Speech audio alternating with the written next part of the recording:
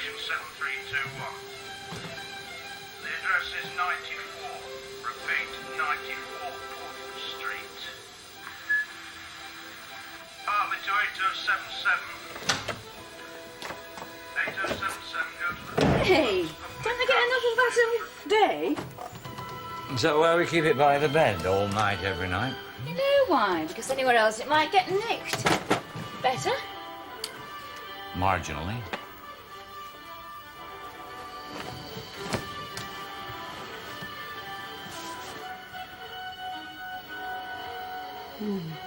Time?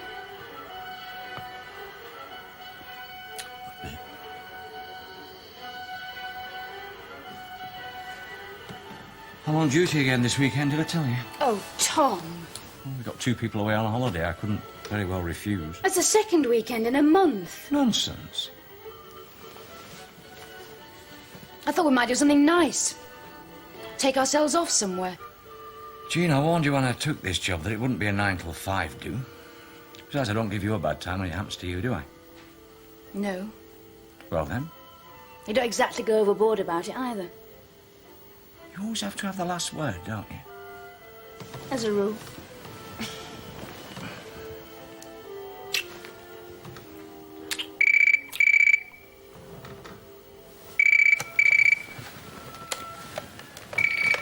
Hello? When? Did he make any statement? What's the problem then? Oh, I see.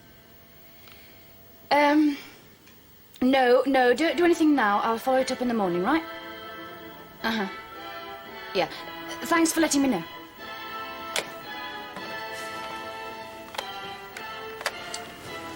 Late for shop talk, isn't it? There's been a development in that Moore Park Road job. I asked them to keep me posted.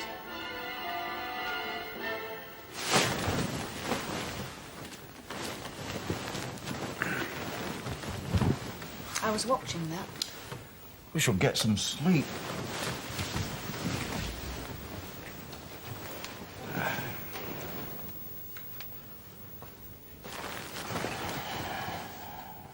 Tom. What? Good night. Night.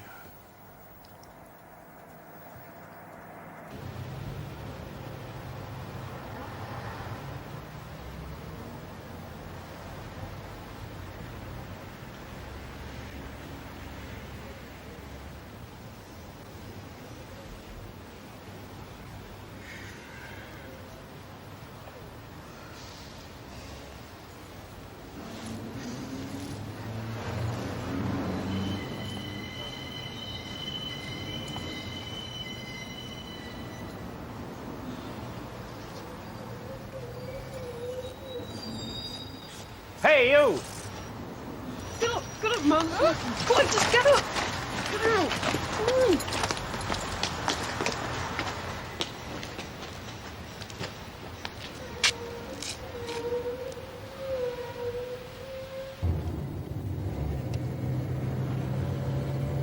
Heavy day. Could say so.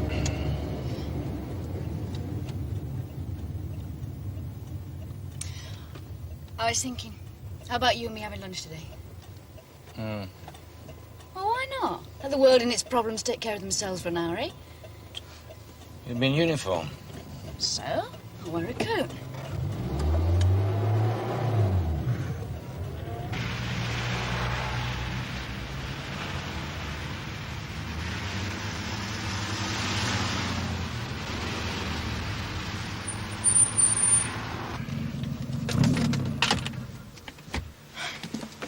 Give us a chance to talk as well.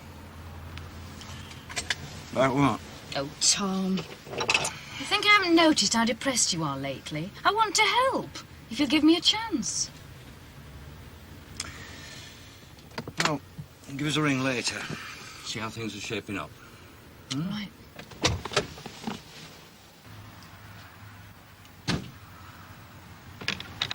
Tom, try and make it if you can. Do you think it'll solve anything?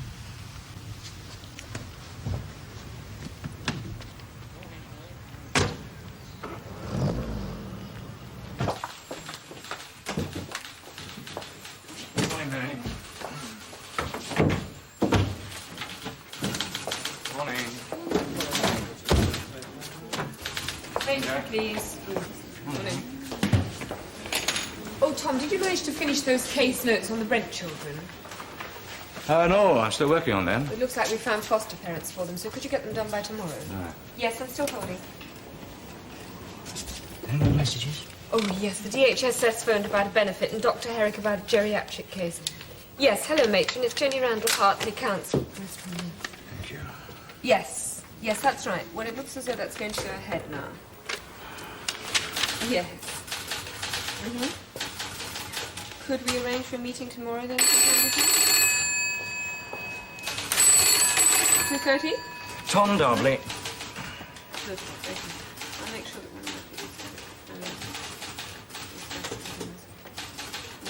the Oh, of course I didn't know. Yes. Right, I'll tell her. problem. You called an emergency case conference on the Cartwright couple. You went to see them yesterday, didn't you? Didn't you? Yes. Apparently, within an hour of my leaving, she was admitted into casualty. Had to have 10 stitches in her head. What happened? An accident, she said. Again? Exactly. Where is she now? She's at home. Discharged herself. Oh. Well, there's no way you could have predicted it would happen, Tom. So why the conference? It's routine. Good try, Jenny. I'm going round there, see what's going on. Is that a good idea? Oh, can I borrow your car? Is that a good idea? Always bus it.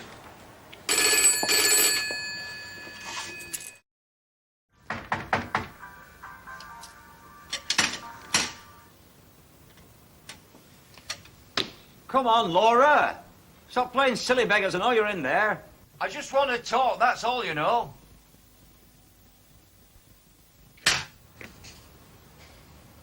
You're not achieving anything by this. I'll be back and you know it. Come on!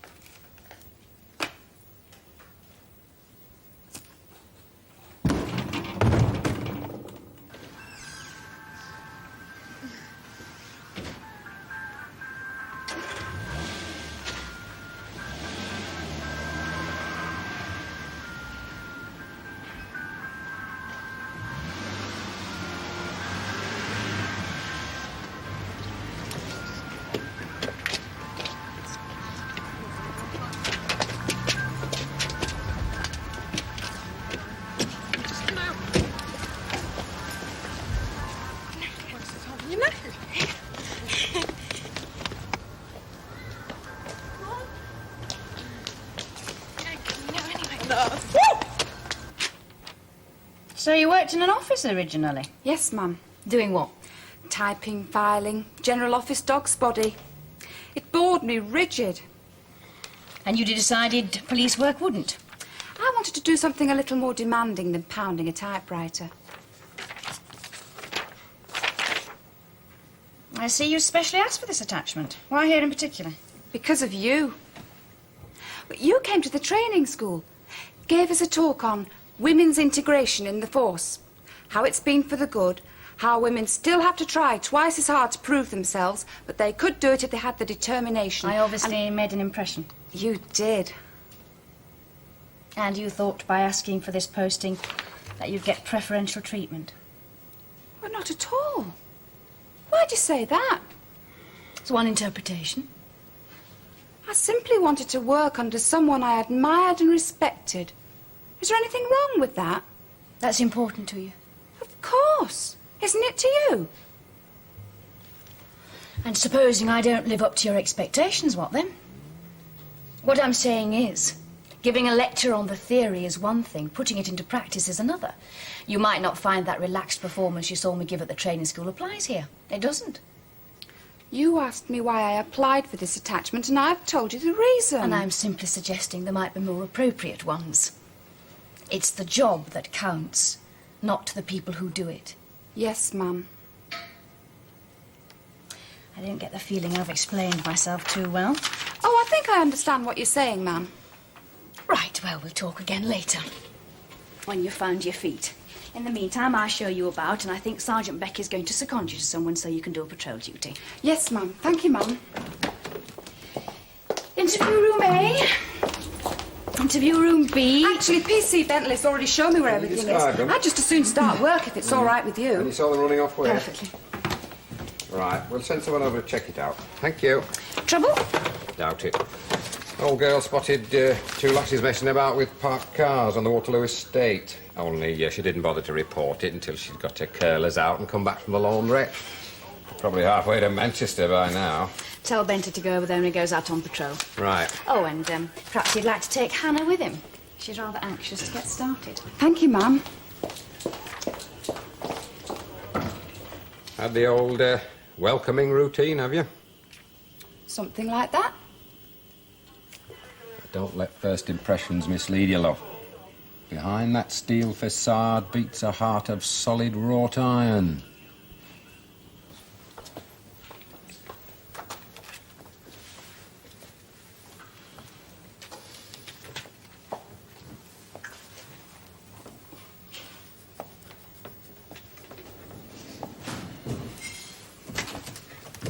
Excuse me. Sorry. To recap, we've been supervising the Cartwrights for just over 18 months, since Jack Cartwright had his accident and became wheelchair-bound. There's a recurrent history of drink, intermittent violence, and a general failure to cope with their altered situation. Right, Jenny. Anything you want to add? Tom's been dealing with this one, Vivian. Oh, Tom. Well, things had been improving. Except yesterday morning, I had a letter from Laura, Mrs. Cartwright, saying that things were going badly wrong again. Have you got the letter?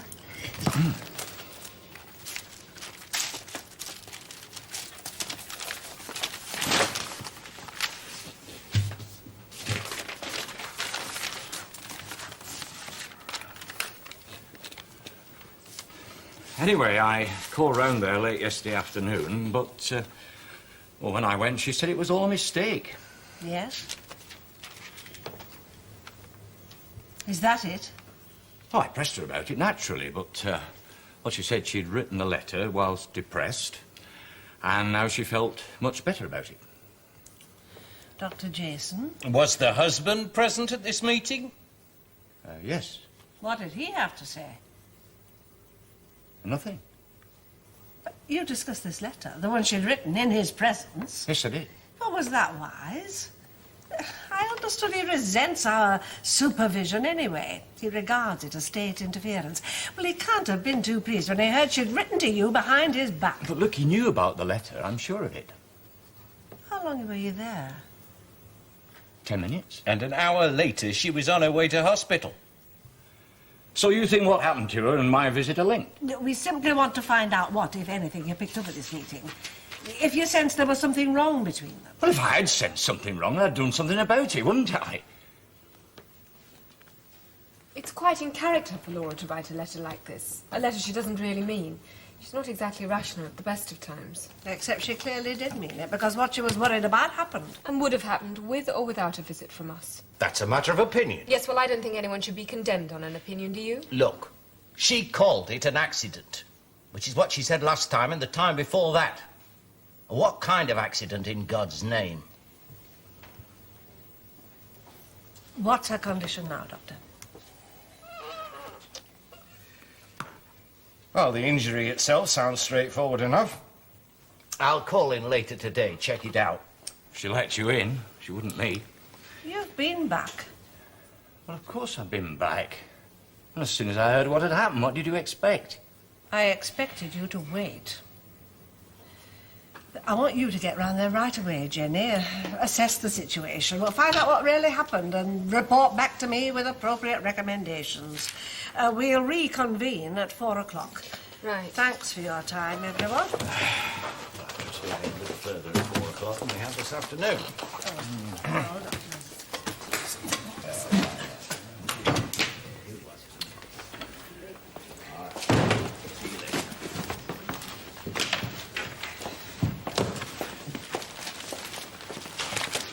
Tom, the whole point of this meeting is to decide what action, if any, to take. So?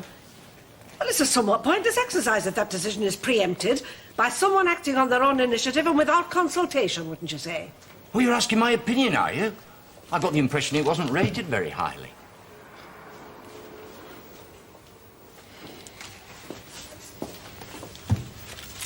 We'll speak later, Jenny.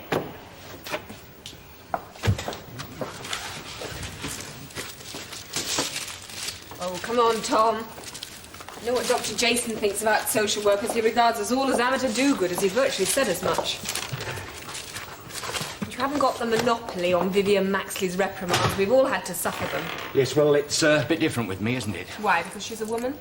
Because everybody around here seems to think I was born the day before I started this job. Well, I wasn't. I held down a job, a very responsible job, for 15 years. And I didn't become a social worker to be slagged off by anybody who wants to take a pot shot at me. Oh, you expected to be thanked by everyone, did you? Well, why not? Eh? Just by way of a change. Look, whether you like it or not, you're still in training. And part of that training is taking criticism. It is possible, conceivable, that you did make a mistake. We'll just have to find out when we get there. We? Yes, we. As senior social worker on this case, I can still make some decisions. Which route are we taking? The quickest. In that case, it's the bypass. I bought a street map before I arrived. I'll navigate if you like, unless you prefer I drive.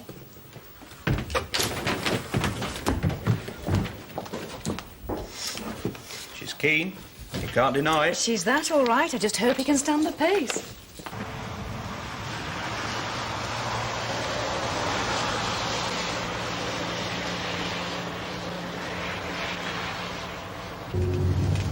Industrial estate. Traffic's the worst headache. Even in rush hour especially. We did a special course on traffic as part of our training. Oh? Just classroom theory, mainly. But they reckoned that flexi-time would solve half the traffic problems. Did they? Perhaps your inspector should have a word with some of the employers. Explain to them the problem traffic has on the deployment of police manpower. Maybe you'd like to suggest it to them.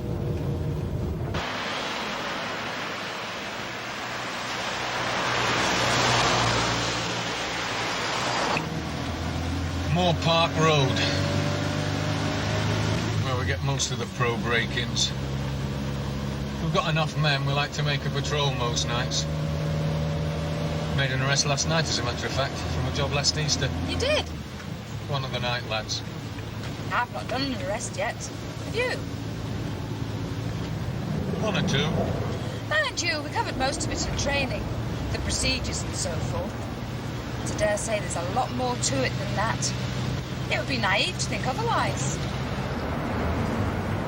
Just a touch.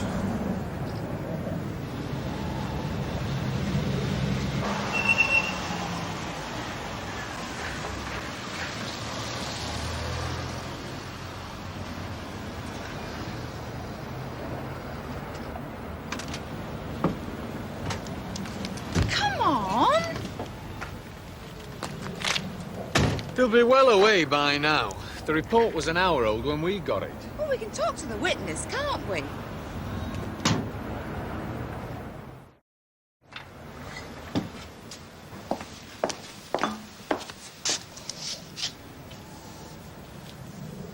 Hello, Laura.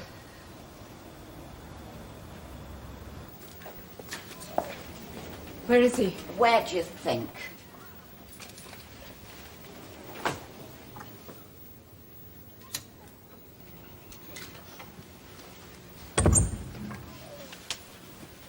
Would you rather talk here? Talk about what? Well, we could start with the gash in your head. I walked into a door. Oh, terrific. We've had the official version. Now, how about the unofficial one? Ask him. I'm asking you. Well, come on, Laura. What was it that made him mad? Was it because you'd written that letter to Tom? Is that what set him off? Oh, we knew I'd written. Christ, he should have. He dictated the bloody letter. Well, within minutes of Tom leaving here last night, he was laying into you again. So if it wasn't Tom's letter or his visit, what was it? I didn't say it wasn't Tom's visit. Do you want to explain that? Oh, what's the point? Look, would it make it easier if I left? You can do what the hell you like. I'm waiting, Laura. We wrote that letter because we knew things were getting bad again. Jack was drinking again. We were fighting again. We just didn't know how to stop. And he always said when we felt like that to let him know and he'd be here. But when I asked you about it, you said it was all a mistake, remember? It was. The minute you walked in, we knew it was. I've only got a minute, he says. What's the problem, he says. I'm on my way to another client, he says. Client? You'd think he was a bloody salesman. He did come as soon as he got your letter. Oh, yes, he came. He always comes. For 5 minutes. 10 if you're lucky. But he always comes, oh, yes. Look, I do have other people on my list, you know, Laura. People? Is that what you call them? I thought they were just names and numbers. Oh, come on, you know I don't operate like that. No. I don't get any of this. When Tom took over this case, you were really pleased. Yes, well then, he just didn't give advice, did he? He gave a bit of time to go with it. Do you know what he does when he comes here, before he rings the doorbell? He stands out there looking through our files so he can remember our names and why he's come. So he's got it all word perfect before he comes in. Look, if I do it, it's only because I want to be fully acquainted with all the facts. God, he even sounds like a bloody textbook. Yes, well, none of this explains what happened here last night.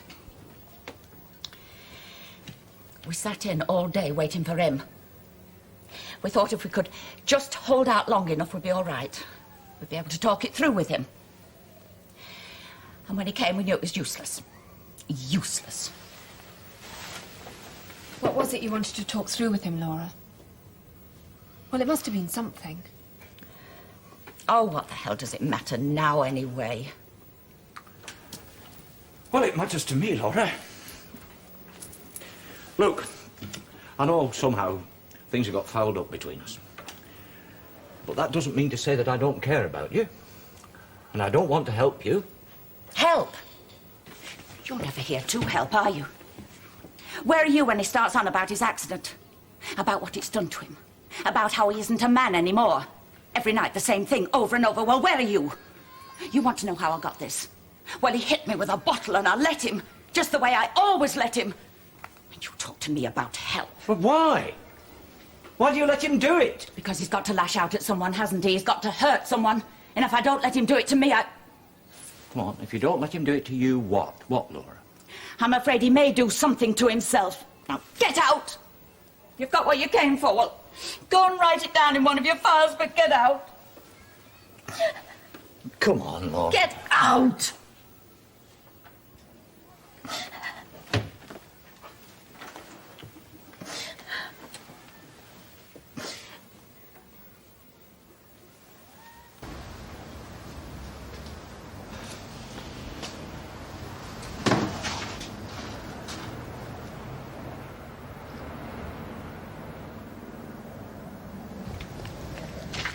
I told you, they'd be well clear by now. It was worth a try. Now, how about having a look at the town?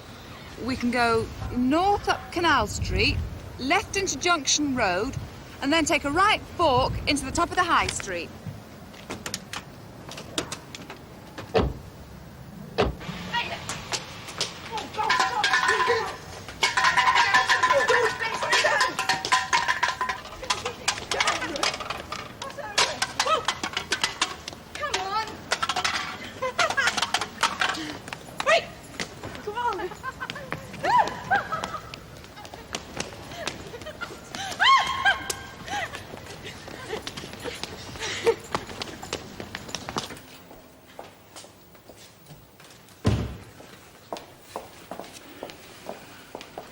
Tom, why on earth didn't you tell me things were going so badly wrong?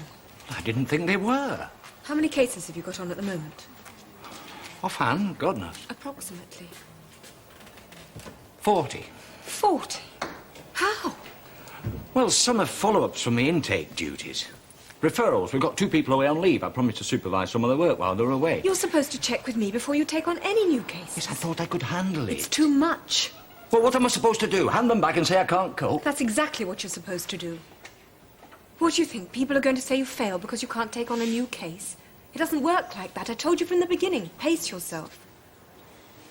I wanted to prove that I was up to it. Why? We're not in competition with each other. You don't rate success in this job like that. Oh, all right, then I'll elbow half my caseload. Well, I am trying to find out what's gone wrong. Oh, look, it's probably my fault. I could see that you were... Well, I should have said something before. I just assumed it was something to do with Jean. Jean, why? I don't know, things you've said. Or rather, haven't said. Look, do us a favour, will you, Jenny? Just leave the psychoanalysis bit for the clients.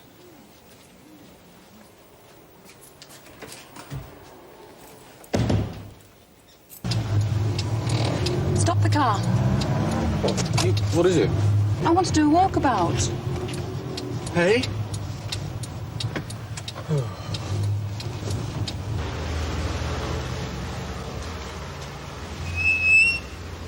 The training school said if you want to get to know a place and the people in it, there's no better way than getting out there amongst them. We're supposed to stick together. We're supposed to use our initiative, right?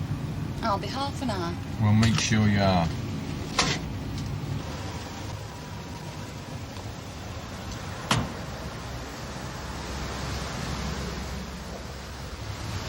Hey, I'll meet you here in 30 minutes. Oi!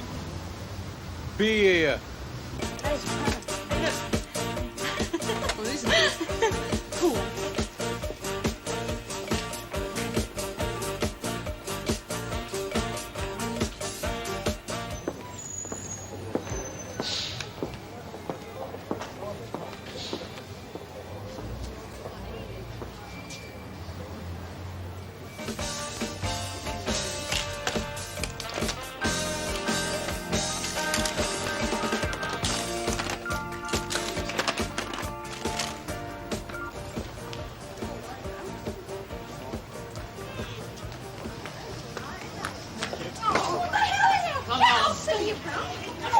Come on.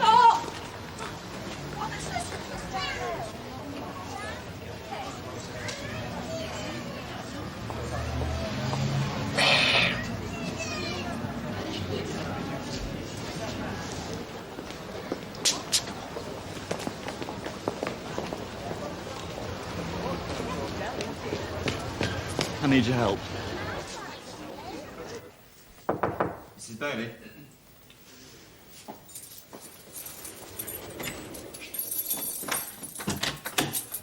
You better get back to your counter. Right.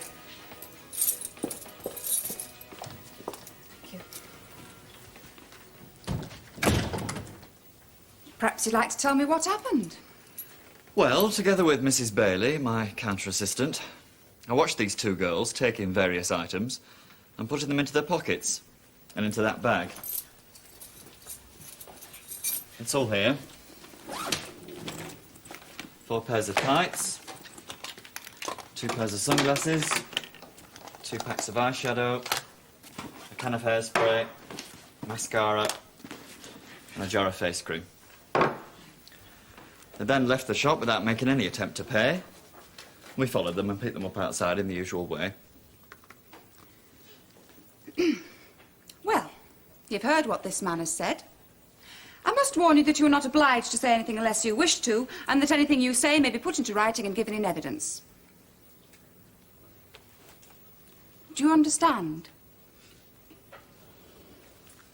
Haven't you got anything to say for yourselves at all? Yes, miss. We didn't do it, miss. Honest, we didn't.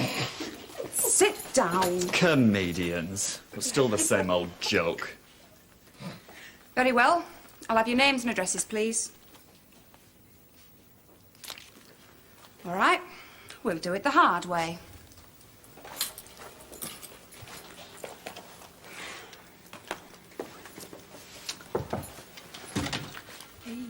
That dry food delivery's arrived. He said you wanted to check it before he went. Tell him I'll be out in a minute. Well, he's already unloaded. He wants to get away. Look, I'll have to go. All right. Yes. I'll lock the door after me. Just shout if you want anything. Right. I'll not be long.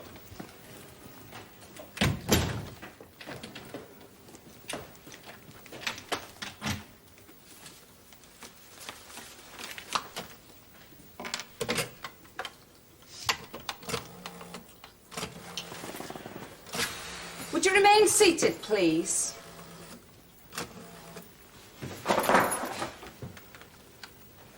Oh, this is WPC Maynard here. I'm at Lawson's store, and I need transport back to the station for two... I said sit down! Look at it. The original Miss Peggy. Give that back to me! Give it back! Stop it! Ah! Hello? Hello?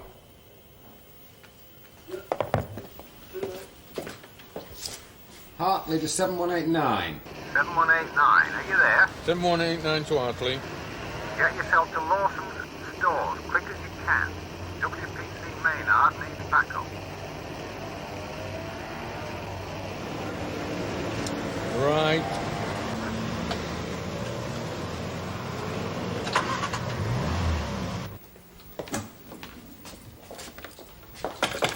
What on earth was she doing there on her own? Ask Bentley. I intend to. And ring the manager, see if you can find out what the hell's happening. Sorry, not just me.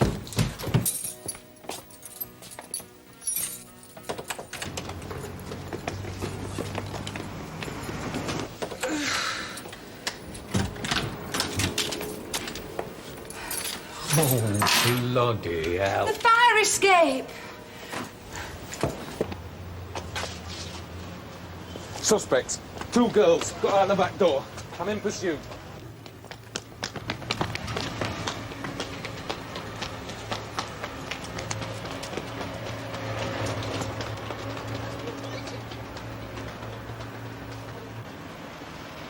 Coming back at Lawson's store, Mum. Right, I'll try and cut them off.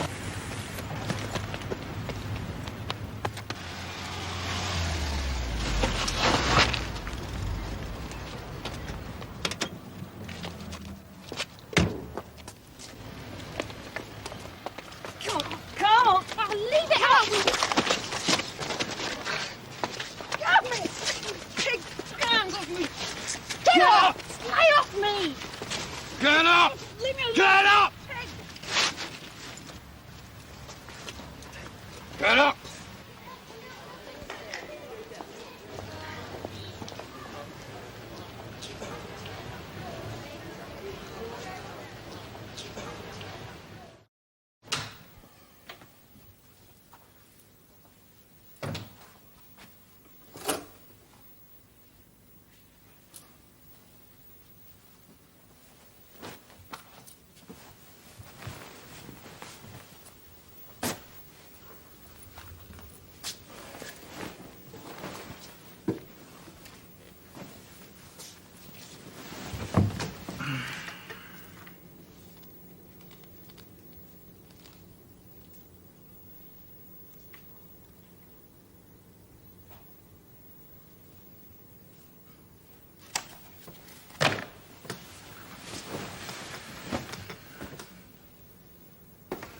What on earth made you do it? I'm waiting for an explanation. She insisted on it, ma'am. Oh, I see. Even though you're the more experienced officer, even though she was specifically put in your charge under your responsibility, she insisted on going off alone and you went along with it. The idea was that it'd only take a minute or two. In other words, no one would be any the wiser. You do realise that if you'd gone by the book, followed Sergeant Beck's instructions to stick with her, none of this would have happened. That little penny has dropped, I take it? Yes, ma'am. Sorry, ma'am. Unfortunately, that doesn't put anything right, does it?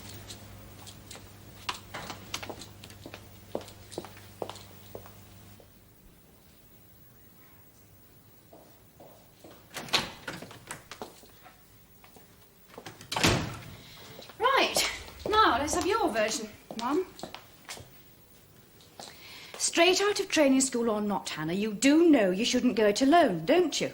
I was just looking round. That doesn't answer my question. What exactly happened in there with the 2 girls? They jumped me. I wasn't ready for it. Which is why we didn't want you wandering off alone in the first place. Now perhaps that message will have sunk in. Yes, Mum. How about the big exit? What was all that in aid of? Couldn't you have cleaned up first? I could have, yes. Well, I thought people should know. All they ever see is the other side, isn't it? The efficient public face. Well, I wanted them to see the other one. We have to face it every day. Why shouldn't they, for once? Face what, exactly? This. Rather a melodramatic way of proving a point. It's the way a lot of them think of us, isn't it? What I've got to carry about with me for the rest of my working life. Perhaps I just wanted to get used to the idea. And have you? No. Well, whatever your reasons, I don't want to see you doing it again, understood? If people want to think that about us, no amount of dramatic little gestures will make them change their minds. That's something you're just going to have to accept. You can't do the job if you don't, Hannah. Now go and clean yourself up.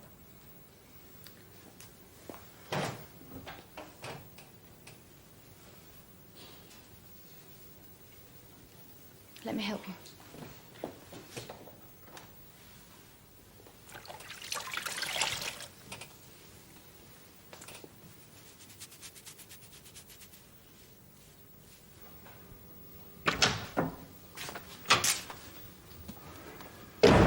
I'm locked up.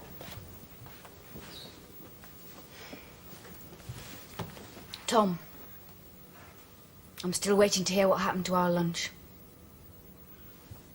Oh.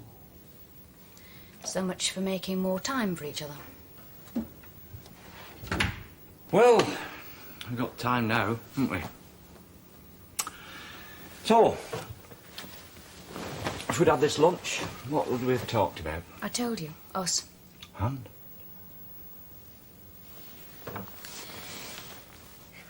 How we seem to be pulling in different directions. How we never confide in each other anymore. How you seem to resent it whenever I talk about my work. Things like that. What conclusions would we have come to? That if we didn't want to risk our marriage, we'd have to do something about it. Assuming you think we are risking it. Yeah. Well, that's one thing we're agreed on. Why didn't you really meet me today, Tom? Oh, I've screwed things up at work, Jean. Badly? Bad enough. How? Why? Usual story, trying to do too much too early.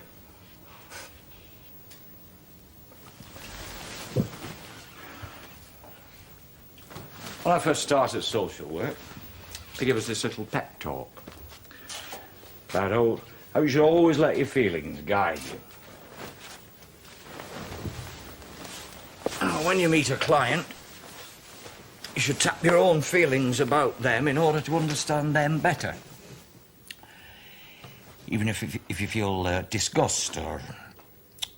Well, you must use it constructively, because even a negative feeling is a starting point. Providing that you trust your feelings. You haven't lost the knack of feeling anything in the first place. Anyway, I decided that was all so much guff. Logic, that's what was needed. So, I went for the practical approach. I took on more and more cases just to prove I was right.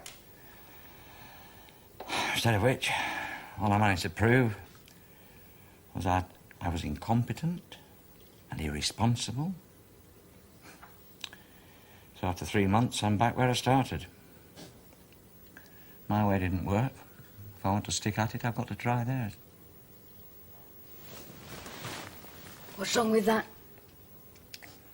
Nothing, assuming I'm capable of it. Of course you are. It gets to be a habit, putting a dampener on your feelings. I'm not sure I can break it. God knows I've done it often enough with you. Me? So you're right about the resentment. I resent it all. The fact that when the phone rings, it's never for me. When we go out, it's always your career that's the sole topic of conversation. Just that everyone regards you as more successful. But I'm not. Other people think you are. Other people? We can't just ignore other people, Jean. I don't care about what people think of me. This is ridiculous, Tom. You're just trying to find a reason because your job hasn't worked as smoothly as you expected, and so you're blaming mine. I'm blaming myself. If I can just face some of the doubts that I sometimes have about us, then maybe I can do the same with other people. Your clients, you mean? Yes. So I aren't to be a guinea pig for them? Look, I'm the one that's on trial, Jean. Look, I think part of the thing that's been going wrong with us is the same problem that I have at work. Because I'm ashamed of some of the things that I feel. I've tried to ignore them. If I'm ever going to do the job properly, if we're ever going to get back to where we were, then I've just got to face a few things, that's all I'm saying. That phone might ring at any moment, Tom. You still going to feel resentment? Possibly. At least we put a name to it now, haven't we? Right?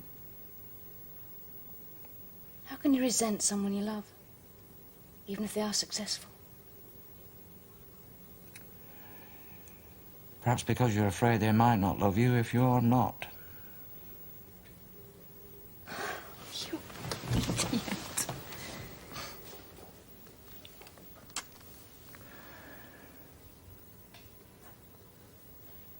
Are we ever going to get into this bed or what? I'm on my way. I thought you wanted an early night. I do. There's a fight on. And the southpaw from London, young Terry Barker. And they are two very young men indeed. Barker in green. You haven't told me about your day. The London champion comes from Edgware. And John Lyon in the white vest Nothing to tell. and white boots. Only 18. A glass worker who put out the defending champion, Joe Dawson. Scotland and Northern Ireland will be mainly dry, with mostly cloudy with outbreaks of rain. That's it, there's more news on the hour at 9:30. Thank you, Ian. Miss Cunningham, it's the police. Miss Cunningham.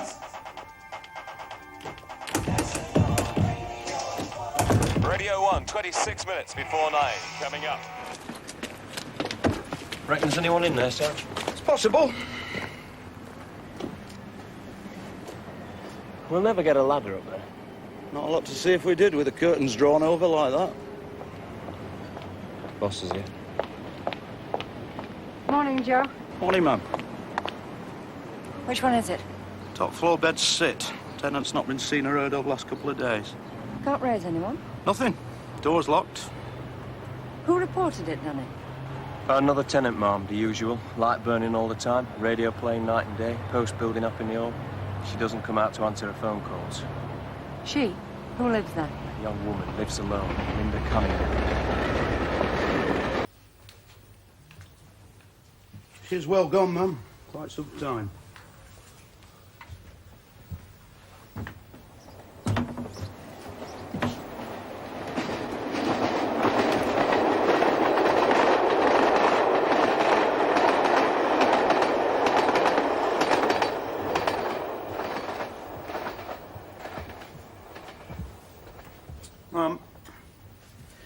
Heroin wraps.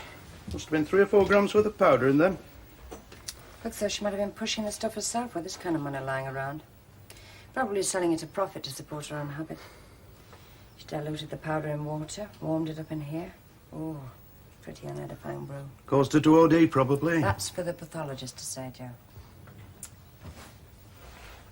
What a way to end up, dying alone in a place like this. She can't have been more than 20. What do we know about her? Did you manage to speak to any of the other tenants? Not in any detail, ma'am. Little enough chance earlier. You said there were some letters addressed to the girl. Downstairs on the old table, ma'am. They might help establish if she's local. Drug Squad will want to make their own inquiries while we investigate the death and trace the next of kin. Drug Squad might know of her. Have a line on her. Something here, ma'am. A photograph. It's not the girl found here, though, is it? Unless it's an old one. Well, who'd want to keep an old photo on display like that? No. More likely a relative or a friend. Someone that mattered to her. Someone important.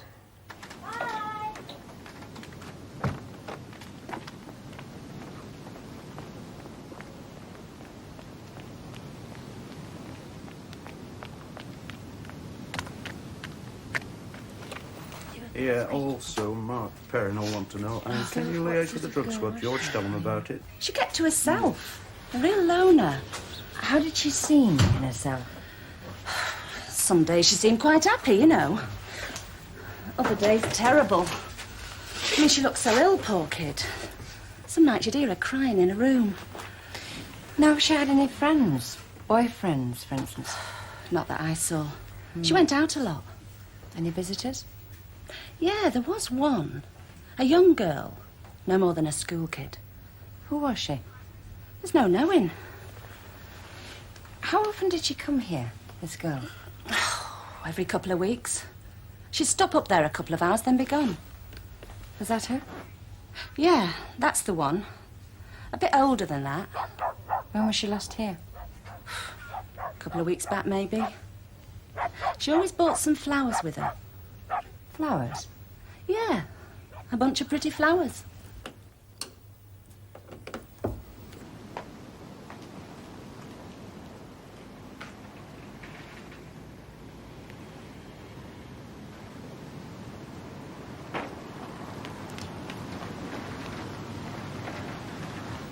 We wanted her out, you know. Oh, why was that? Because she was a druggie. That's as obvious. I mean, the way she looked, carried on. And her arms. You could see. I mean, you feel sorry for them. But with kids around, it's not the thing, is it? Why didn't you report her to us if you thought she was a druggie? We wouldn't have shopped her. She might have got prison. Well, it's no longer a problem, is it, Mrs. Ross? Ma'am, a word? Thank you, Mrs. Ross. The constable will be asking you for a statement. From the girl's mother. Dear Linda, please don't phone him again. There's really no point, is there? Sorry, I love Mummy. And a cheque for £50. Heritage Avenue address. Quite well to do. We have to trust her. And make sure she understands that we trust her, not keep up this watching her every move, checking up on her, questioning her. It's for her own good, Alan. It's so important. All right, but you heard her last night, so she was a bit late getting in from school. Over an hour late. And you wanted to know why, where, how, chapter and verse, love. Well, what did she say? It's like being in the hands of the KGB, and I don't blame her. Do you think I like this, Spying on my own daughter, interrogating her. She could be lying to us, you know. You know what they're supposed to be like once they get addicted. They can't help themselves. Wendy wouldn't want to lie to us. She wouldn't mean to, but... Well, if she was desperate, Alan, she lied before, remember that. Look, she is not addicted. She can't be. Just a fad, just something she did with some of her mates. Smoked a bit of smack because some of the others did. Is that all it was? Nowadays, smoking fags in the school toilet was the thing. This isn't innocent. Of course not, which is why we kept her in evenings, weekends, talked her through it, pointed out the dangers. It's quite traumatic for her, for all of us. Smoking that muck up in her bedroom. In this house! Wind down, Beth, please. I'm glad you can be so blithe about this, Alan, really, because I can't. I've already lost one daughter because of it. There is no comparison. And I am not going to let it happen to Wendy.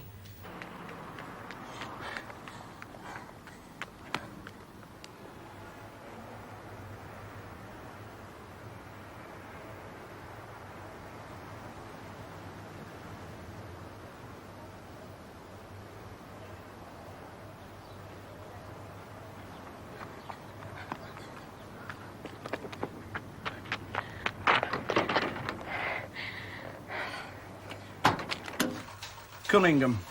88 Cunningham, 60 Heritage Avenue. Business address listed as well. 88 Cunningham and Company, the High Street. What, the estate agent? Yes, Alan Cunningham, that is, ma'am. You know him, Joe? Acquainted. He's the key holder of the premises on the High Street. Shall I get round there and talk to him, ma'am? I'll come with you, Joe. I'd like to try and find out how much Linda's parents knew of the situation. Oh, check with his office first. Find out if he's there. All right, ma'am.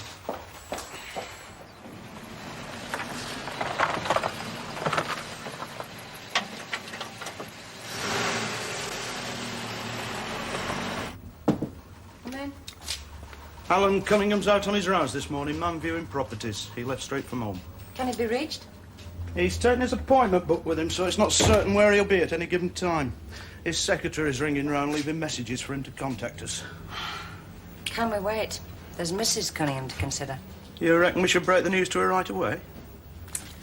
I'm not sure. It's a terrible tragedy for anyone to have to face up to.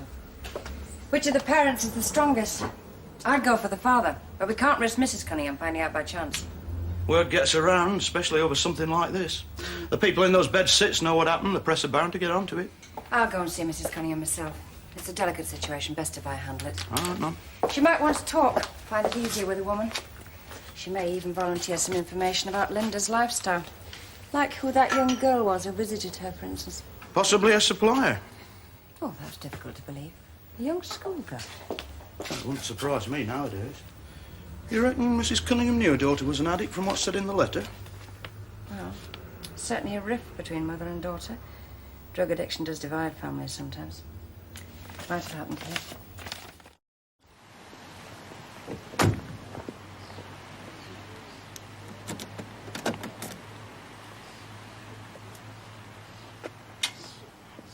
I'm going out, George.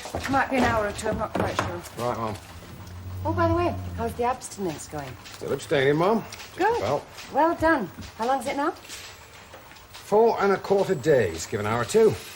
Oh, well, early days yet. Still, keep it up. We don't want you falling by the wayside like Joe did last year. Never minded the wayside myself, Mum. Always quite liked it there. It'll be worth it in the long run. Nothing worse than these self-righteous non-smokers. You're one now, George. A non-smoker. An ex-smoker with a difference. Still suffering withdrawal symptoms? It's a terrible thing, nicotine addiction. You should know. Yes, I've been through it. Dizziness, headache, insomnia, sticky bowels, can't concentrate. Sound like a damn medical dictionary, Joe. Irritability.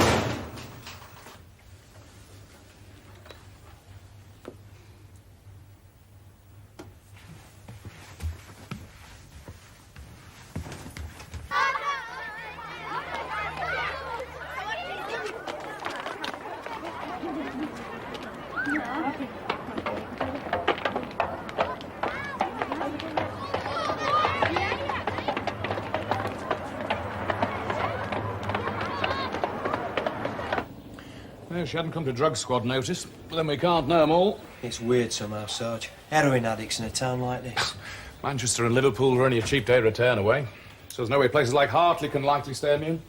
She was pretty far gone, this one, it seemed. Injecting into herself. Arms like pincushions. Most effective way of getting it. Straight into the bloodstream, it reaches the brain within seconds. Wrecks the body, of course, mainlining like that. 5 years or less, you're dead.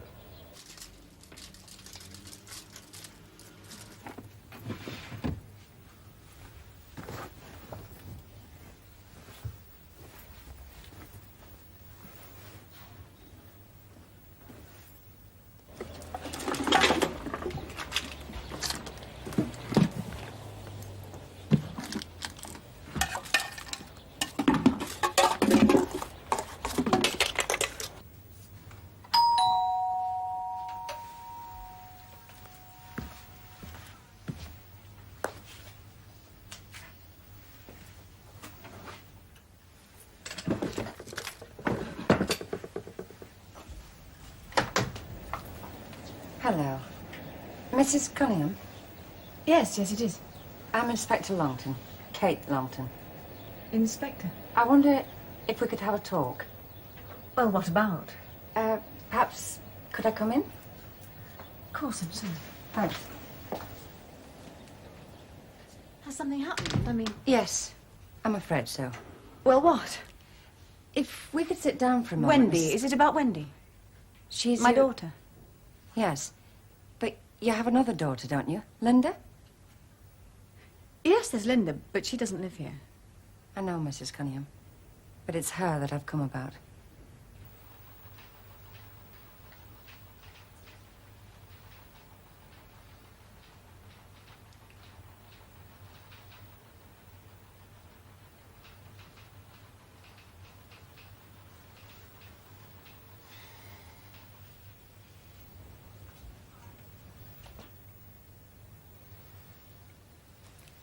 Words of sympathy are always inadequate. There's little I can say that can soften things. Linda, Yes, she's dead. I'm sorry. Look, I'll make you a cup of tea. No, not now, thank you. It might help to steady your nerves.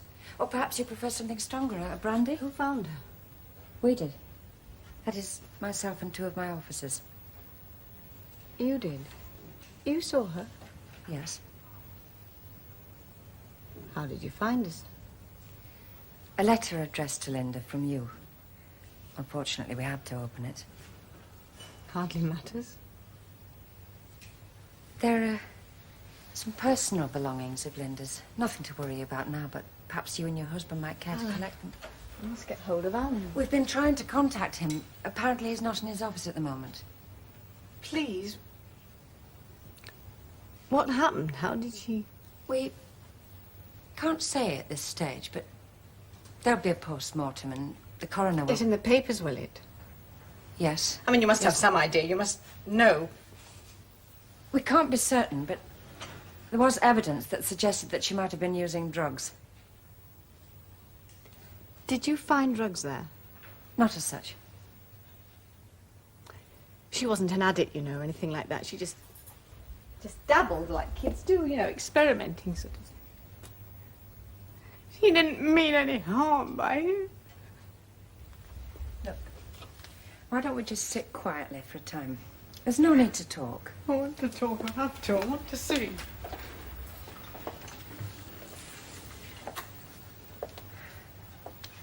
How old was your daughter? 19. She looked older. I used to say, you look so ill, so tired. It was heroin that killed her, wasn't it? Well, as I said... It killed her. I knew it would. I knew one day someone like you would come and tell me this. I always said I lost my daughter.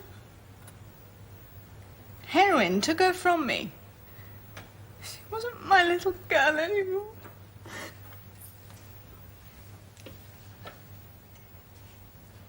Was she using heroin while she lived here? Yes, she was. Started when she was at the Polytechnic. And she dropped out, went on the dole, just seemed to go to pieces. Was she a registered addict? No. And she won't go near doctors. We tried to get her to a clinic, but she refused. We tried everything. The rows and upset in this house, you've no idea. Then she started stealing from us. Money and things she could sell. Was there ever any indication where she got the heroin? None at all. I see. Was it possible? We were all suffering. Our lives changed. It was breaking the family apart. We couldn't cope with Linda. I had to do it. There was no other way. I had to. What? What do you mean? I kicked her out. I told her to go. Oh, Alan thought it was very cruel. She's only my own daughter, but we tried everything. You understand, don't you? I understand how difficult it must have been. It was for Wendy, but we're so frightened for her. What about Wendy? I mean, did you ever think you might have a problem with her? No, of course not. Why do you ask? You seem to want to talk about it. There just seemed to be no other way. As long as Linda was in this house, there was always a chance that Wendy would take up with it. We had to protect her.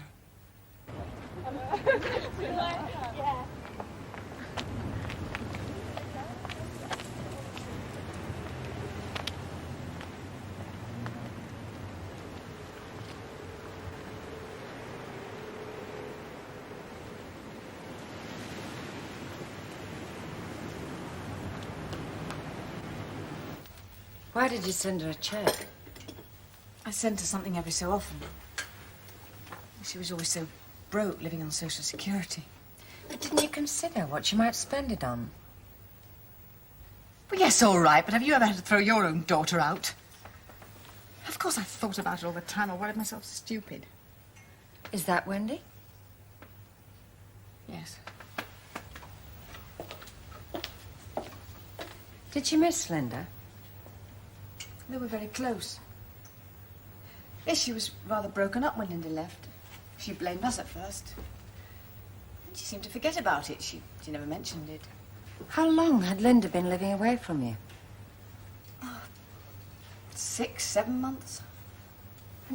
You haven't seen her in all that time? Not even to pass in the street. What about friends? Boyfriends, things like that? She lost them all. Boyfriend dropped her. And Wendy? Did she keep in touch with her? Well, how could she? Well, you knew where she lived. I wondered if... Absolutely not. Wendy knew we wouldn't allow it. So Wendy never visited Linda? Or anything like that? She didn't know where she was. We made certain. The whole point was to keep them apart. Well, what's he doing? Oh, something happened.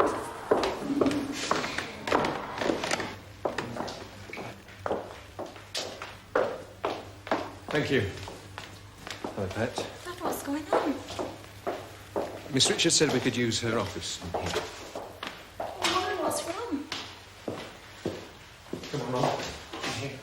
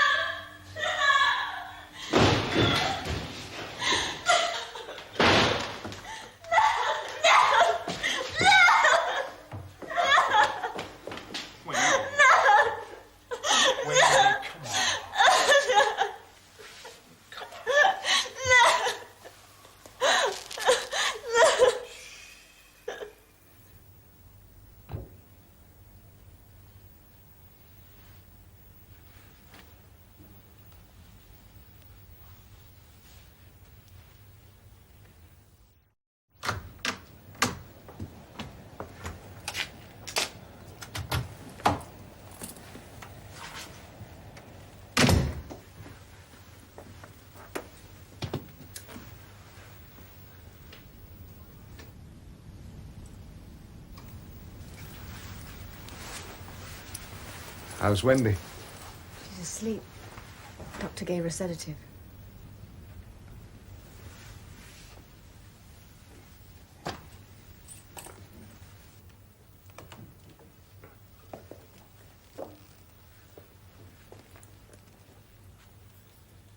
They were very kind, very practiced, you know. And I said, yes, that's my daughter.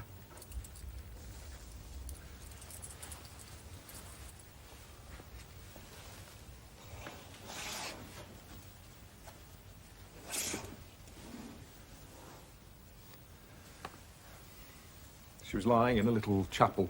They'd tidied her up and put her in a dark blue gown. I made her decent.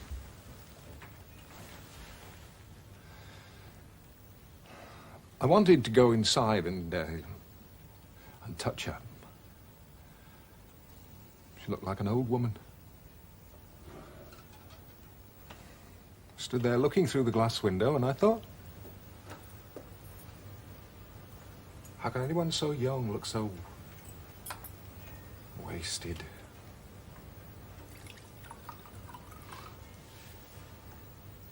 And then we went away, and they asked me for a statement, coroner's officer.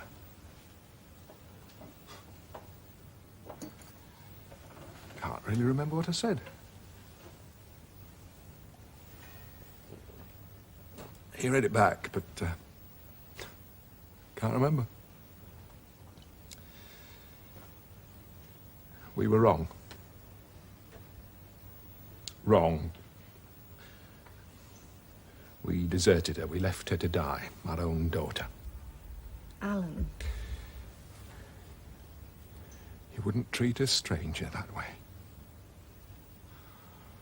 But flesh and blood.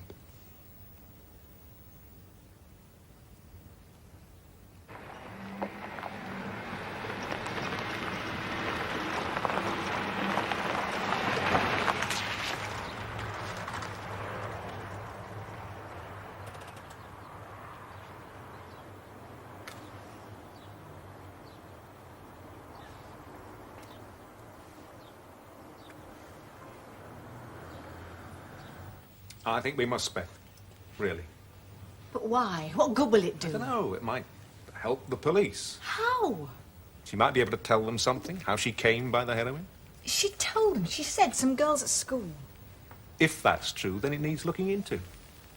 I don't need to spell it out, not now, how this can end. But think of Wendy, what it'll do to her. Her sister's dead. Isn't that enough? There are people making money out of this.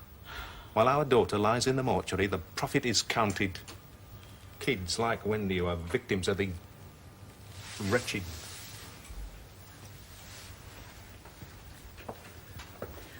What about her reputation? She could be prosecuted, you don't know. I doubt it. She'd be volunteering whatever information she gives.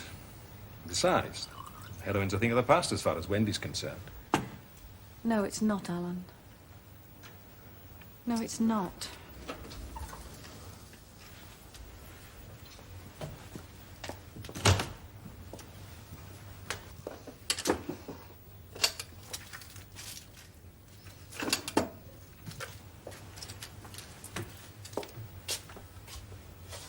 I found this hidden in her room this morning. It's not exactly something you enjoy, going through your daughter's room behind her back, but... Didn't you say? Oh, not today. There's been enough today without this as well. Well, maybe she left it there from before, when, you know, from weeks back. I've looked before. This is recent. Then it has to be the police. I don't think that's the way to handle it, Alan. I really don't. Beth, we must. There is no question. But she might get into trouble. If that happens, it's better for her. It's worth the risk. We can't hide it any longer. She was phoned by a guy called Frankie this morning. He's known to us. Bit of a pathetic case. We think she may have been selling to him, though he won't admit it. But where was Linda getting the heroin from? Over £100 in cash was found in her room. Now, where does a junkie on the dole get that kind of money from? Probably through buying the heroin cheap enough to sell around to other addicts, which suggests she was getting the stuff direct from the dealer. You think there's a dealer at work in Hartley? Well, smack's got to come from somewhere. My DC's out now chatting up known addicts in the area. Because when one of them dies, the others get twitchy, might start talking. The problem is, the dealer might get wind and decide to leave Hartley alone for a bit. So, who are we looking for? Could be a user himself. Or a breadhead. A non-addict making a big profit from it. Often they're ex-cons. Peddling drugs being safer and more lucrative than thieving. Perhaps Jack should speak to the Cunninghams. I've warned them to possibly expect you. Think they might know something now? Just a feeling. There was an atmosphere. As if the mother were holding something back, being protective. The younger sister. Understandable in the circumstances. No, there was more to it than that. There was a special relationship between those two sisters. I mean, Linda had Wendy's photo up, and Wendy used to visit Linda with flowers against her parents' dictate. They didn't even know about it, or so they say. Could lead somewhere. If the kid sister knew who Linda's junkie friends were, possibly her contacts, places she frequented. If we are harbouring a dealer in this town, I want him stopped and stopped fast. Can't prevent all the heroin creeping in, but by blocking the main supply, we can at least contain the spread.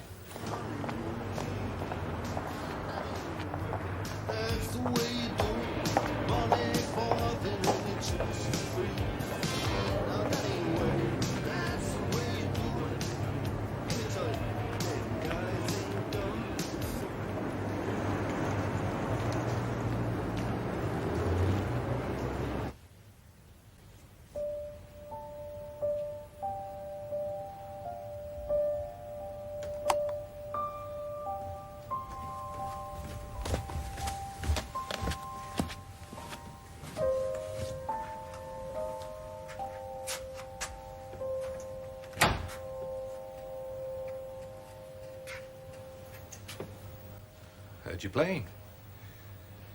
How are you, pet? Don't know. I don't know, really. Aren't you cold?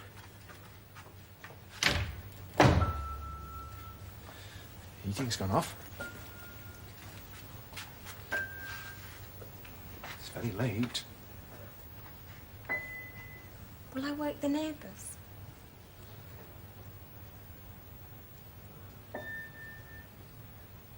Why did she have to die like that? You think it was us? You think we didn't try hard enough? Maybe. It's difficult, isn't it, Wendy? It's impossible. We were so worried for you.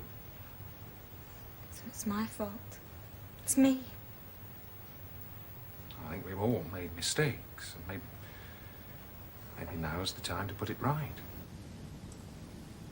It's too late for that. It's too late.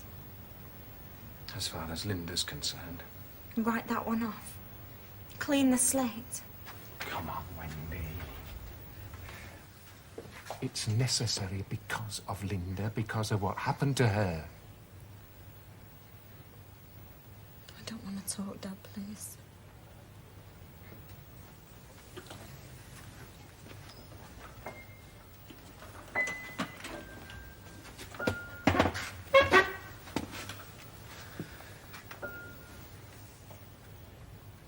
All I'm saying, let's learn.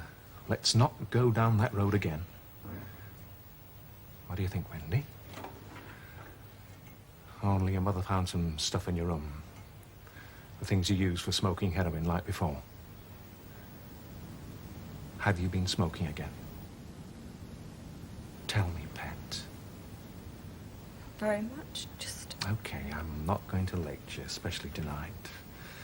No curfew, no questions or checking up, because none of that seems to work. I won't do it again, Dad. Ever. Not after. I really think, Wendy, we need help. The time has come. And the first step is the police, to stop these people supplying the drugs. Now, don't be scared. I'm sure they'll be sympathetic. You're gonna tell them. You're gonna shop me. We can't prevent this on our own. So I want us to go down there and see them as soon as possible. Tomorrow.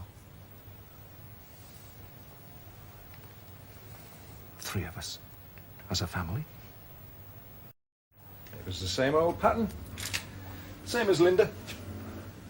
First, her schoolwork started to suffer, and then she began stealing, taking money, things she could sell. Has this happened again recently? No, it hasn't, which is partly why I thought it was finished with, and then my wife found that. Why didn't you come to us earlier, Mr. Cunningham, when all this first started 2 months ago? It's not something you want to advertise exactly, Yes, but there's a school child involved in this. And not just Wendy, you say, but other kids as well. It means someone in Hartley is selling heroin powder to kids. You should have come forward. It's the shame, the stigma of it. You can't take it in when it hits you at first. One daughter addicted, another on the way. Yes. And we thought that we could cure Wendy, wean her off it. There's little we can do to stamp out this appalling trade if it's kept hushed up by the very people who fall victim to it. Well, look, I'm here now, Inspector. All right. We shall need to see your daughter as soon as possible. Is she at home? No, she's here with her mother. They're waiting outside in the car. Could you come in here, please? Thanks, Danny. It's Hartley here. Can you give me DCI pairing, please? Like, today, love. It's sort of urgent. How many of you were involved? Just a couple of friends. Girls at school? I shall want their names, Wendy. You understand that? The parents will have to be informed and the school alerted. I want this stopped. Where did you find the money to pay for it? Took from home. But your parents found you out. What did you do then? Look, I don't want to bully you, Wendy. You've been through quite enough already. So why don't you tell me now? We did some shoplifting. My friends got money from home. What, stole from their parents? And we pinched things from school. How much did the heroin cost? £5 wraps. Well, some of it came free. Well, he said, the man, he said, give some to your friends, see how they like it. Spread it around, he said. And did you?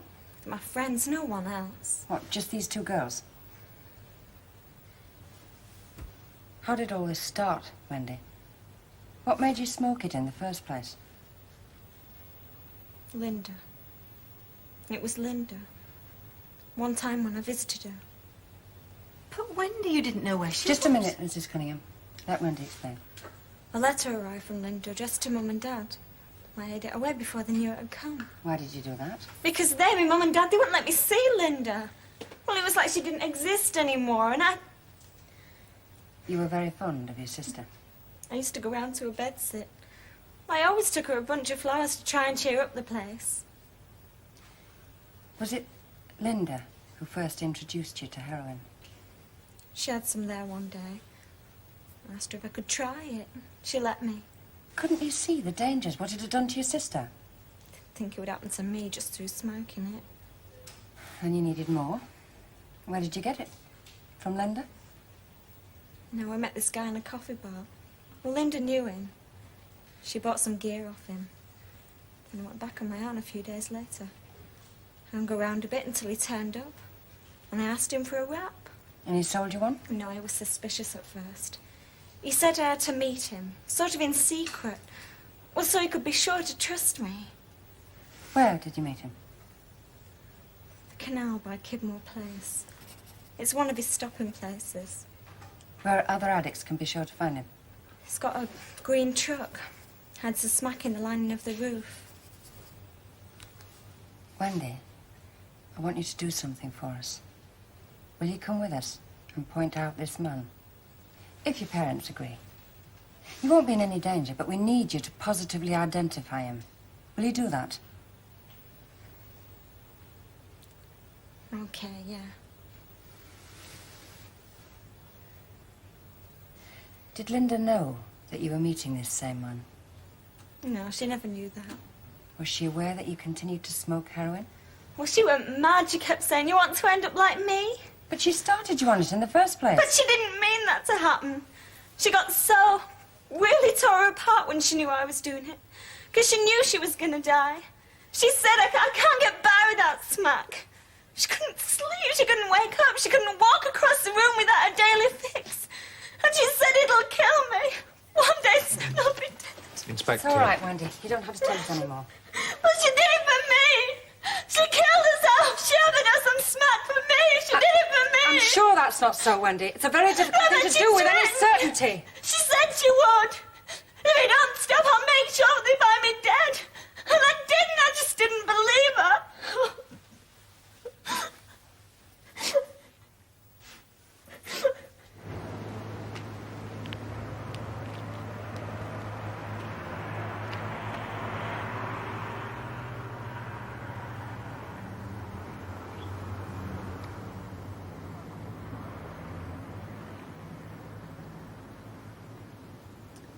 Kids, youngsters. What kind of person would do it to them? Makes the whole thing worthwhile, Kate. You have to keep your chain of addicts growing. Kids are most vulnerable. Easy meat. A sound investment for the future.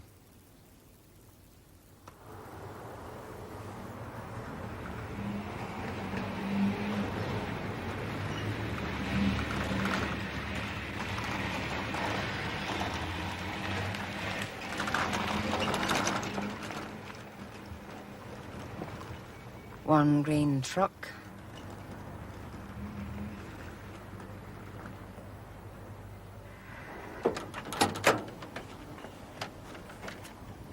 Hello, love. You were early? Come on, love. Give the signal. That's it. She's picked up the case. Okay, lads, move in.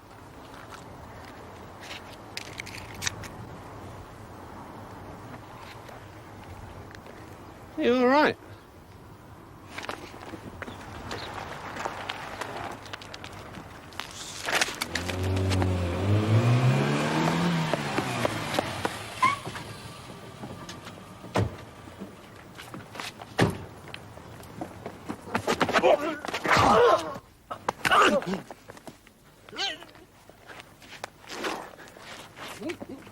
Okay, Brian. Forget the rough stuff. I'm sorry about that, sir. Only he's got kids, you see.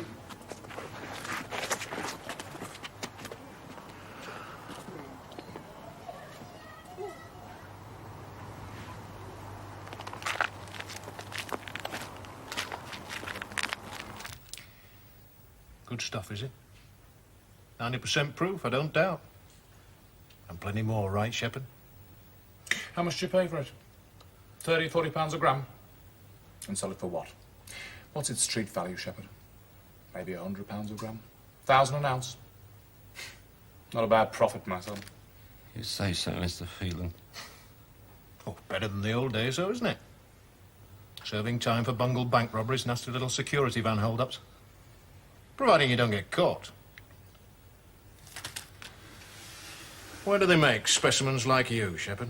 Mr. Phelan. You destroy people. Slowly and painfully. What does it feel like, Shepherd? You get very emotional, Mr. Oh, Phelan. forgive me. Does your wife know what you do for a living? Your children? Your grandmother? Ever you smack yourself? You just gather in the readies. I don't make anyone buy the stuff. It's up to them if they want it. Market forces, Mr. Perrin. What? Young kids? School children? You kill people with this monk, Shepherd. Not me. And what about Linda Cunningham? Hadn't you heard? Her funeral's in a couple of days' time. I know nothing about it. She died in misery. Gone long before her time, Shepherd. Is this a formal interview? It is. Because now I want to know where that came from. I'm not going to talk about Who's it. your contact further up the line? Who's shipping you this stuff? Isn't it about time I asked to phone my solicitor? Least you can afford one these days. I'm not going to tell you anything, you know that. You know what's happening, Shepherd? The courts are coming down very hard on pushers like you. Handing out life sentences in some cases. Now, why don't we make a deal? The right information... No deal.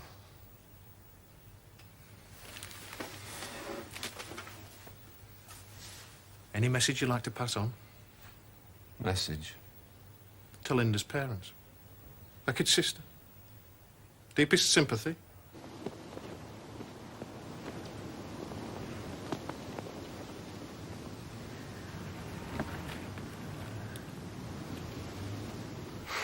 Well, at least we put a stop to Shepherd. That's equivalent of slum clearance. But it's not enough, is it? I mean, we know there'll always be another Shepherd ready to take his place. Someone else waiting.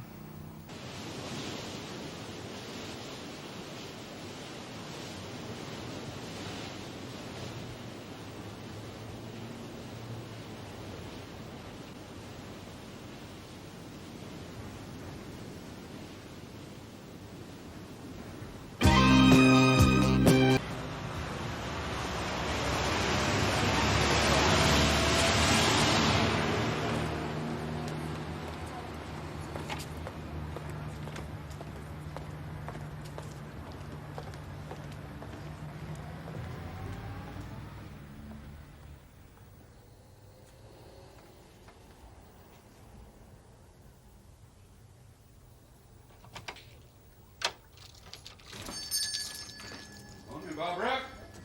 You're not doing much business with the door locked. Yeah. Just having a quiet few minutes, are you, love? You open it, please.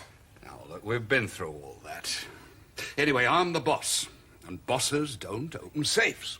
We checked it, didn't we, last night, together? Checked and double-checked. Come on, open it up. It'll be right. Just you see. Oh, go on, before we have a shop full.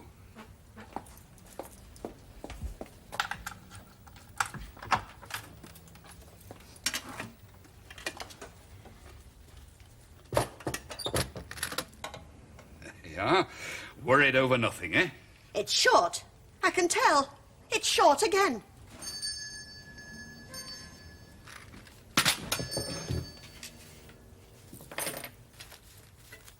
See, another 2 juveniles have been caught thieving on the Churchill estate last night. Detained by a member of the public, Greenway. Greenway? Wasn't that the name of the man who caught the last lot a couple of weeks ago? Yes, Mum. The chap who's setting up some sort of resident security organisation on the estate. Is he? Well, I know they've not shown much interest in the neighbourhood watch scheme up there. Is he setting up in opposition? This is about it. Someone dropped it in the other day. Thought we might be interested. Danny's gone to get a statement from Greenway about the juveniles last night. Ask him to come and see me when he comes in.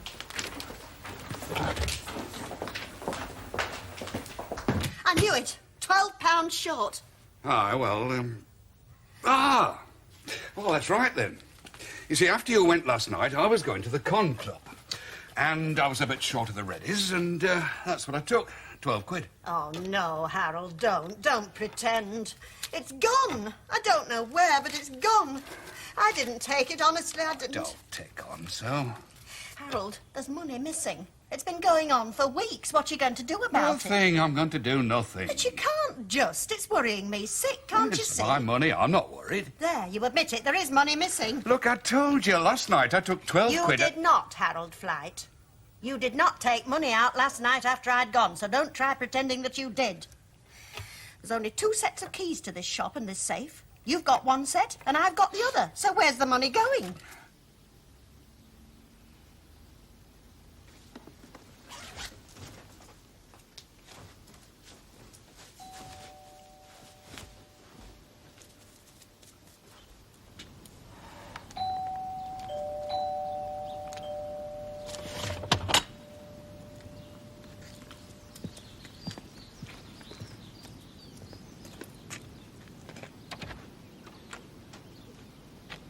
Mr. Greenway? That's right.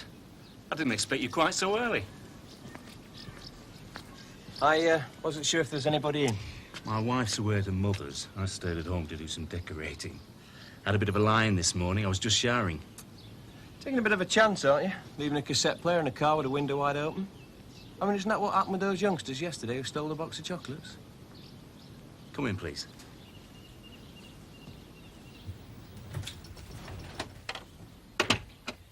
I suppose I'm a bit casual, but it's a poor do if a man can't leave his own possessions on his own property without being reprimanded for it. Oh, it's not so much a reprimand, sir, as just pointing out the risk. After last evening, I'm well aware of the risk. Please sit down. I'd like a few details about last night, sir. Oh, I'd rather you call me Roger. After all, that is my name. What's yours? Sparks, Mr. Greenway. Roger. Just Sparks? Danny Sparks. That's better. I'll call you Danny if you don't mind. What do you want me to say about last night's affair? Well, I'd like your account of what happened. You just write down what you want, Danny, and I'll sign it. That's not how it works at all, sir. I mean, I want your account of what actually happened. Well, as I understand it, you caught the youngsters in the act of stealing from your car? That's right, Danny. Caught them red-handed. I was sitting watching television, and something made me look out of the window, and there they were. Well, if the boxes of chocolates were lying on the seat of the car like the tape player just now, I can understand the temptation. Temptation?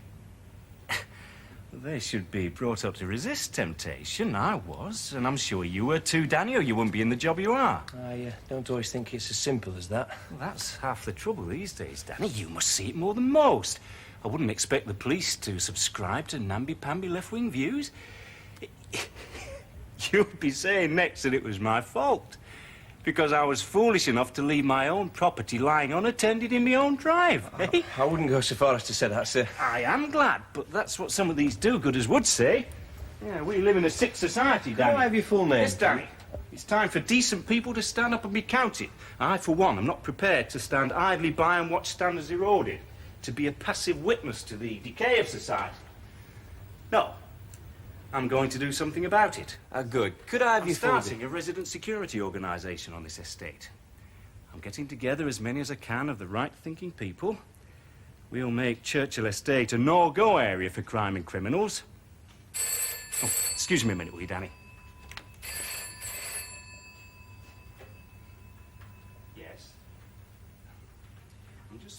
moment with the police.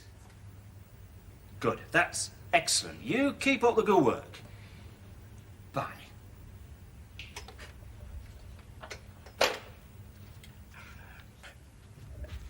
I was just saying about my resident security scheme. I put out some leaflets to drum up support. That on the phone was old Jameson. He lives over at the bungalow on the corner. The poor old bugger's stuck in a wheelchair and going progressively gaga. He heard about my scheme, and ever since he's been badgering me with phone calls offering to help. He's totally useless, of course. Anyway, he made such a nuisance of himself that I eventually gave him a chop.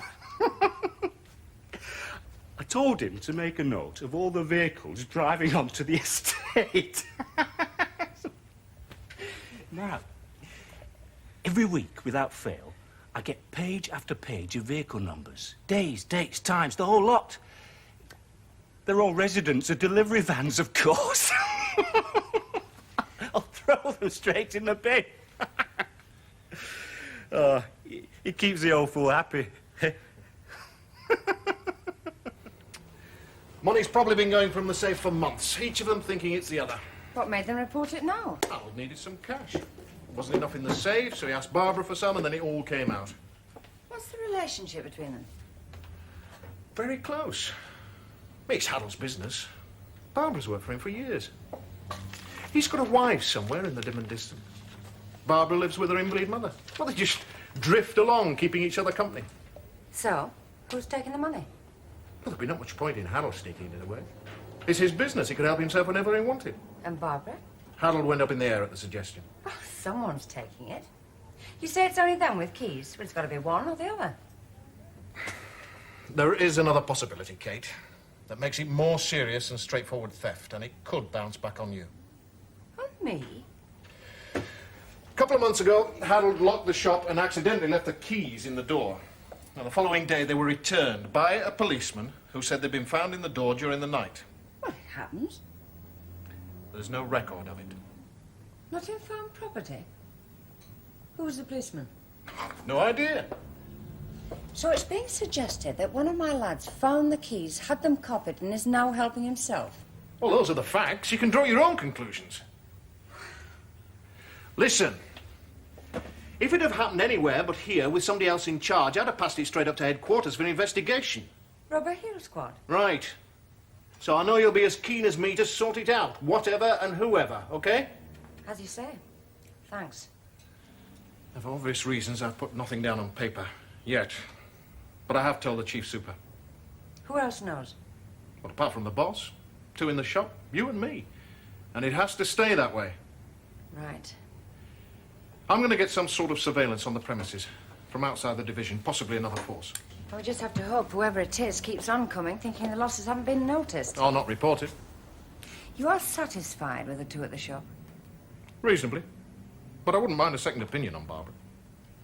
Either it's her, or a bent policeman on my staff. Or Harold, trying to make it look like it's her. It takes a woman to suggest it could be Harold trying to put suspicion on his girlfriend. If he's bored with the affair, how better to kill it stone dead? Come in. You want to see me, Mark? Oh, yes, Danny. You fix it up and I'll talk to her today. I'll ring you, let you know. Greenway, Churchill Estate. Yes, Ma'am. Very odd. I've been reading the leaflet about his resident security setup. I don't like the sound of it very much. You'd like him even less, Ma'am. He takes up where the hang 'em and flog 'em brigade finish. I mean, he'd get drummed out Gestapo for cruelty. I haven't noticed any particular crime problem on the Churchill Estate. There isn't, Ma'am.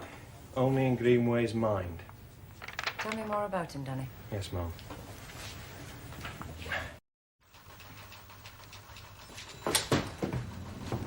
Morning, Sergeant. Nice to know you're still speaking to us lesser mortals in the uniform branch, Brian. Do you mind? It's only for a week. Even a week in the rarefied air of CID has been known to do very strange things to a lad. I've only had 2 days. It still makes you privy to all the innermost secrets, doesn't it? What innermost secrets are these, Sarge? Nobody's told me anything yet. Oh, which draft bitter's the best value for money, which licensee's put an occasional one up on the house, the essential armoury and the CID man's unrelenting war on crime. Yes, madam? Could I speak to Inspector Longton, please? Well, the inspector's engaged just now. Would you like to tell me about it? Perhaps I could help. Well, it's about some missing money. I was told to ask for Inspector Longton. Missing money? Sounds more like a case for the Criminal Investigation Department. Fortunately, you've just caught one of our detectives in. Mr. Kelleher, would you mind, please? Yeah. Would you come this way, please, Mrs... Walker, Miss Barbara Walker. Miss Walker. And again, he left something on the car seat with the window open. Just like the day before, Mum. Newspapers in the letterbox, milk on the doorstep, window open. Exactly the opposite of the crime prevention advice. Well, when I got there, Mum, I thought there was nobody at home. Perhaps that's the impression he intended to create. Right, Danny. Ask Mr. Greenway to... No, I'll go and see him. Come in. There's Miss Walker to see you, Mum. Miss Walker. Yeah, she said it's about some money disappearing from a safe and that... Just a minute, Brian. Thanks, Danny. Mum? Come in, Brian, and shut the door. What's she said? Well, just that there's been some money disappearing from the safe at the shop where she works, you know, the little tobacconists on King Street. She said Mr. Perrin's been dealing with it, but I haven't seen any paperwork about it. No. She said something about a policeman and some keys. You mustn't say a word about this, Brian, to anybody. Nobody at all. Understood? I don't know anything, Mum. No, but you will. Come on, let's go and see Miss Walker.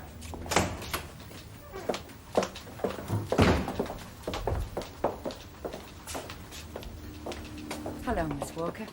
I'm Inspector Longton. This is Detective Constable Kelleher. How do you do? You've come to see me about some missing money? Yes, I have. I'm worried sick. Perhaps you'd like to tell me about it.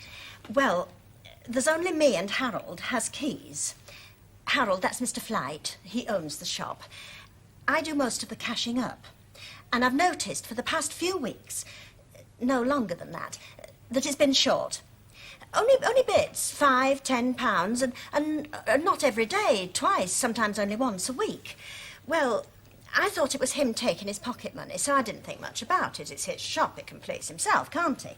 Well, I didn't know, but he had noticed it, and he thought it was me taking it. And he didn't say anything either. He says I can take what I want at any time, but I wouldn't, would I? Not without telling him. First? Well, I beg your pardon? You'd tell him first, before you took the money? Oh, yes, before. Always. No, I'd tell a lie. There was once. I popped out at lunchtime and I saw this dress in that nice shop by the market, you know the one? Well, it was a lovely shade of blue and it had got sequins all down the bodice. And I thought if they'd got it in my size, it'd be just right for the dance at the golf club on Saturday night. Harold's a member and he takes me to all the functions and I do try to look my best for him. You were telling us about the money. Oh, yes. Well, I hadn't got enough money on me. And my checkbook was at home. And so I popped back to the shop and I borrowed some out of the till. But you told Mr. Flight? Oh, yes, I told him as soon as he came back.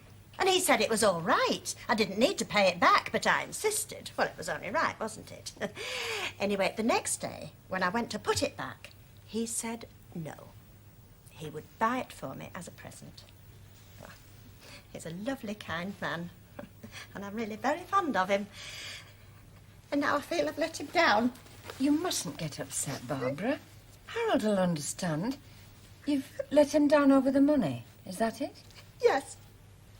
It's you that's been taking it all this time, is it? It most certainly is not.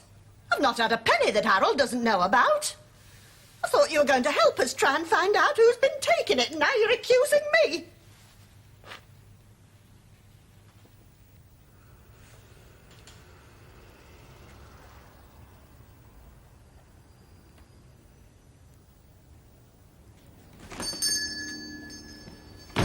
All right, it's only me. Oh, hello, Harold. Is Auntie Barbara not in? No, Ken. She's just slipped out. Oh, well, will she be long? Should I hang on? Well, she might be a bit. She's gone on an errand for me. You can leave word if you like. Oh, well, being as it's Tuesday, you sometimes take her to the golf club on Tuesdays. I was just wondering. Well, if she wants to go out tonight, I'll sit in with me gran. No, I don't think she'll want to go out tonight. Oh, well, I'll call her to see her at tea time. She can tell me then. I'll see you.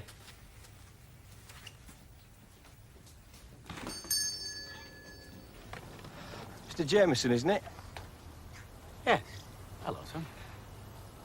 I'm Danny Sparks. I understand you're helping out the resident security scheme, sir. Ah, that's right. Nothing passes here that I don't see. Well, I'm glad to see the police are taking an interest. Do you fancy a cup of tea? That'd be very nice, Mr. Jameson. Back to the HQ, George. I'll be making a couple of calls on the way, but I'll be on the air if you want me. Thanks, Brian. What was all that about then? Well, as you said, Sarge. Privy to the innermost secrets. Don't upset those you meet on your way up in the world, Brian. You might just be to begin on the way down. Can I know you, Inspector? Can I get you a drink? Coffee, tea? Or would you like something a little stronger? No, nothing, thank you, Mr. Greenway. This is indeed a pleasure. A visit from Hartley's own Chief Constable. Please, sit down. It's about your plans for a resident security scheme on the estate. Ah, yes. Long overdue, don't you think? I'm getting quite a good response. Most of the folk on the estate are right thinking, you know. They've paid a lot of money for their houses, and they don't want to see them devalued because the area's getting a reputation for not being safe to live in. I think that's a bit of an exaggeration, don't you? I know the police like to play these things down, Inspector. It's quite understandable that you shouldn't want to panic the public. However, you can't get away from the fact that I personally have caught 2 lots of thieves red-handed on my own property. That's only my experience. But these are the only crimes reported in the last 4 months. Good. Word of our security scheme must be filtering through to the criminals, then. Your security patrols have started already, have they? Only in a small, informal way. It's only when people see just how effective we are that things will really take off. I've been reading the leaflet you circulated. I'm waiting for feedback, as they say, from that. I'll be calling a meeting to select a management committee before long, though.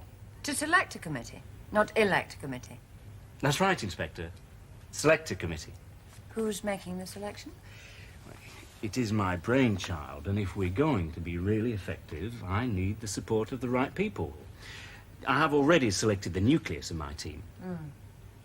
I take it that the Churchill estate won't be joining our neighbourhood watch scheme. Not really. The neighbourhood watch scheme is all very well in its own way, but it has what I would describe as a passive approach. I have in mind a much more positive, assertive organisation to stop crime where I choose to live. I see this leaflet offers rewards for residents who catch offenders. Just a small incentive to motivate people. A bounty scheme? I believe the police offer enhanced prospects of promotion as a reward for efficiency. It's a similar situation. The police have always tried to avoid a direct connection between the prosecution of offenders and promotion. Perhaps my proposals are a little less subtle, but the same standards apply. All I'm offering is a reward for good citizenship, underlining our determination that Churchill Estate will be maintained as a model of decency in a corrupt society. For the chosen few? For anybody who wishes to live a decent life and are prepared to fight to maintain standards. Fight? Figuratively speaking, of course. You already have a nucleus, you say. Who else is active in the scheme?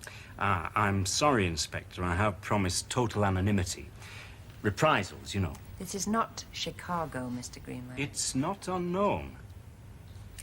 Well, I have to tell you that the police do not approve of schemes of this sort. I'm sorry, Inspector, that you feel that way. To be frank with you, we think that the police do a good enough job within the constraints imposed upon you by an over-liberal but vociferous minority. You carry on dealing with society's problems as best you can. Churchill Estate will look after itself. As I was saying to Danny Sparks, this estate will be a no-go area for criminals in the not-too-distant future.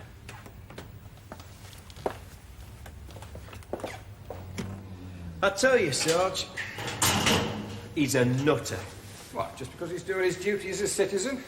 Keeping the Queen's peace, detecting crime, arresting offenders, just like you're supposed to. Yeah, but that's just the point, isn't it? I'm being paid to do it. Right, let's be having you. All ashore who's going ashore. All the drones can get a phone to the firesides and the loved ones. That doesn't include you, Daniel. The workers have arrived.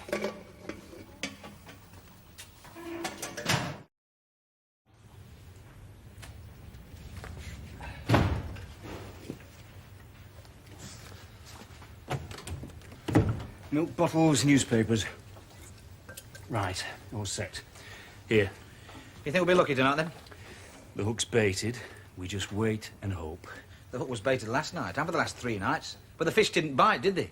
I had another little nibble yesterday, didn't I? Ah, that was only kids. The sharks will be along. Just be patient. Look, I've got to work tomorrow. It's killing me, this, sitting up half the night and then working all the day. The wife's home tomorrow, so we'll be back to creeping round looking for our fun. To make the most of comfort while you've got it. What's that for, then? You fell asleep last night. You were snoring enough to frighten anybody away. Tonight, we each tie the end of that round our wrists. If anybody turns up, at least we'll be ready.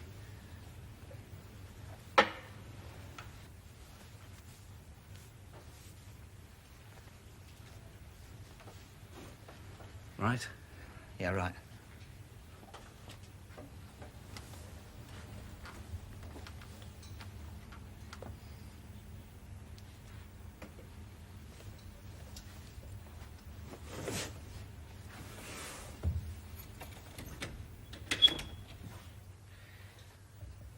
After 2 visits from the local law today, I feel lucky. What's the woman inspector like? If she was sitting where you are now, I wouldn't be thinking about catching burglars. You've not been leading our Brian astray, have you, Richard? Me? Leading him astray? You've got to be joking. Introducing him to the depravities of CID and the flesh pots of Hartley? Well, after what he's been telling me about certain people on the last divisional bowling trip... I've never told him anything, Sarge. Because there's nothing to tell, is there, Brian? No, Sarge, nothing at all. And anyway, how could I tell him anything? I was in the pub all evening. I wasn't one of those who went to the grab-a-granny dance. Oh, hush my mouth. Brian, when the Vikings invaded, they used to land on the beach and then they set fire to the boats so they couldn't turn back even if they wanted to. When your spell in CID's over and you want to come back, you may find that your boats have been burned. Oh, Sarge, that's not the Sergeant Beck we all know and love. God, that's the draft bitter we all know and love. Clear off home, Brian, before the boss walks in and starts asking awkward questions. Come on, Brian, I'll take you home.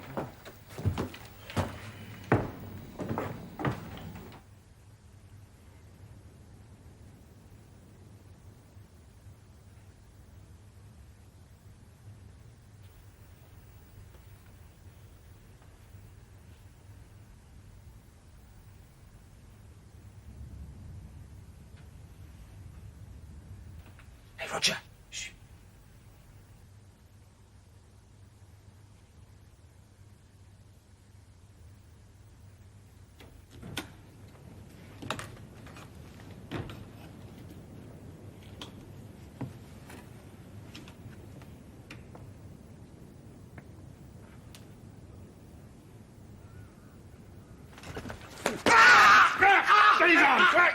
Let's keep the mood nice and mellow. A track from that very underrated singer-songwriter Chris Rea. Every beat of my heart.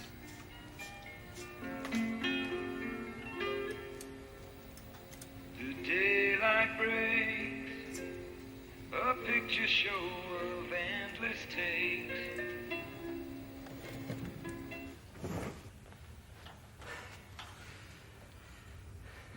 I told you we'd get one. How bad is he? He'll live. He takes more than a few little taps to hurt his kind. Come on.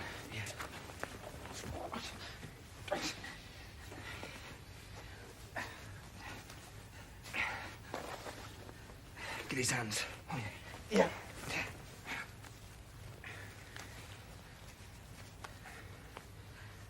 Hey, look. Are you sure he's all right? What's the difference? We get rid of him just as planned. If we've killed him, all hell will let loose. The very worst that could happen is that they find out who did it. Yeah, that's what worries me. We were sitting here having a quiet drink. In the other room, of course. We heard something, came in here, and there he was, having broken in. He attacked us, and all we did was defend ourselves. Oh. If you don't want some more, just lie still. There, I told you. He's not even hurt. Go and get the van, take him for a ride. He's too badly injured to be dumped on the moors like that. Go and get the van. Look, I don't give a damn what you do with him, but get him out of here while it's still dark. I'll be back in front in 10 minutes.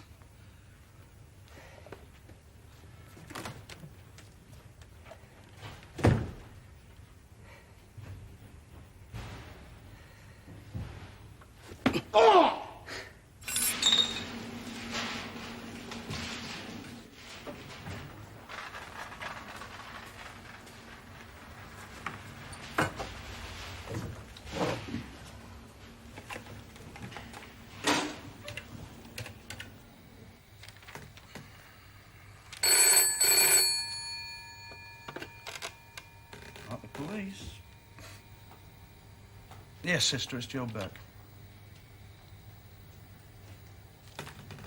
When was this? Look, I'll come down now. See you. That was sister in casualty. Bad assault case arrived in funny circumstances. I'm going down to have a look.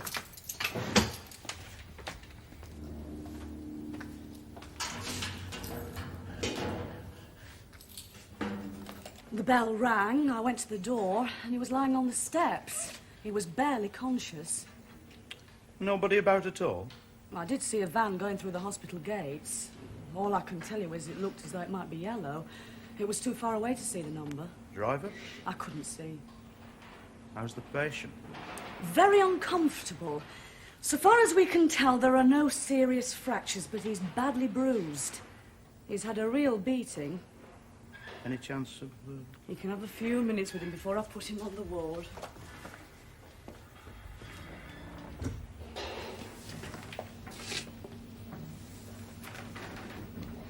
Hello, Nobby. How do you feel? Bloody sore, Mr. Beck. What happened to you? I fell over. How many times? I don't remember, I was rat-eyed. Rat-eyed maybe, but you didn't get like that through falling over. I tripped up. I fell over. And that is all I'm saying. Who duffed you up? Nobody duffed me up. The medics say you've been done over. Medics? They're not always right. The cemeteries are full of their mistakes. Are you going to make a complaint, then? No way. All right. Off the record, what happened? Off the record? Yeah, just between us. I fell over. Look, Mr. Beck, you know me better than that. I have never grasped on anybody in my life. I could do with a statement, just to keep the record straight. You're getting no statement from me. How did you get here? I've no idea. Look, Mr. Beck, I'm badly, and I should be resting, all right? All right, have it your own way. Seriously, though, unofficially, no statement or anything, what happened?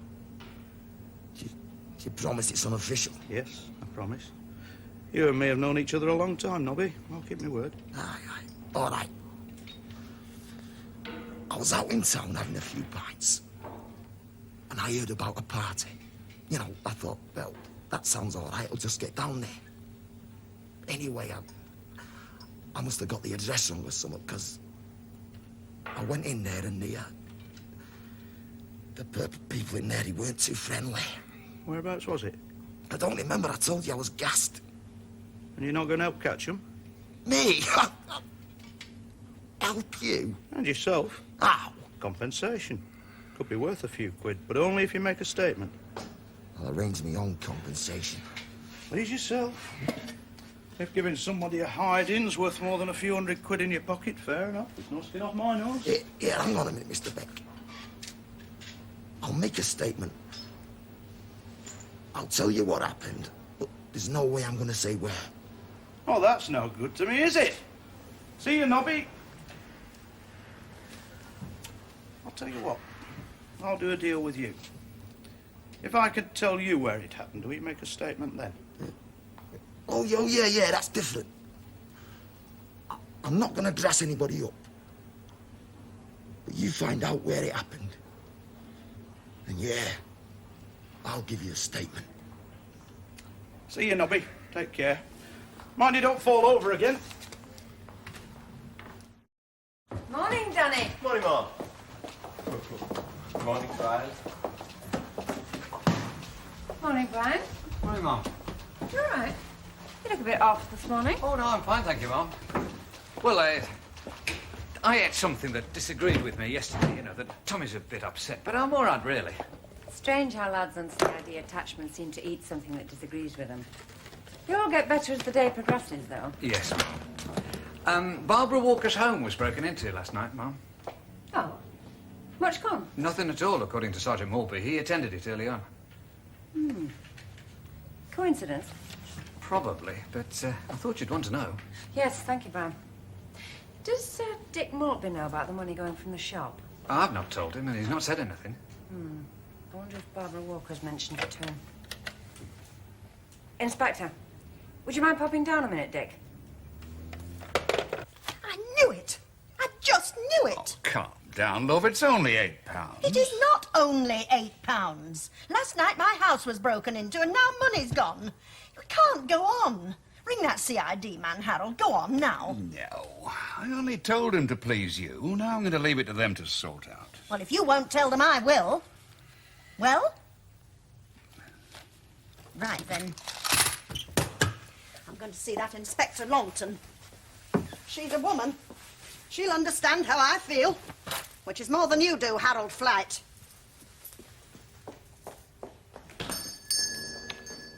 Burglary with intent, ma'am. Nothing taken. Front door was forced some time after 11:30.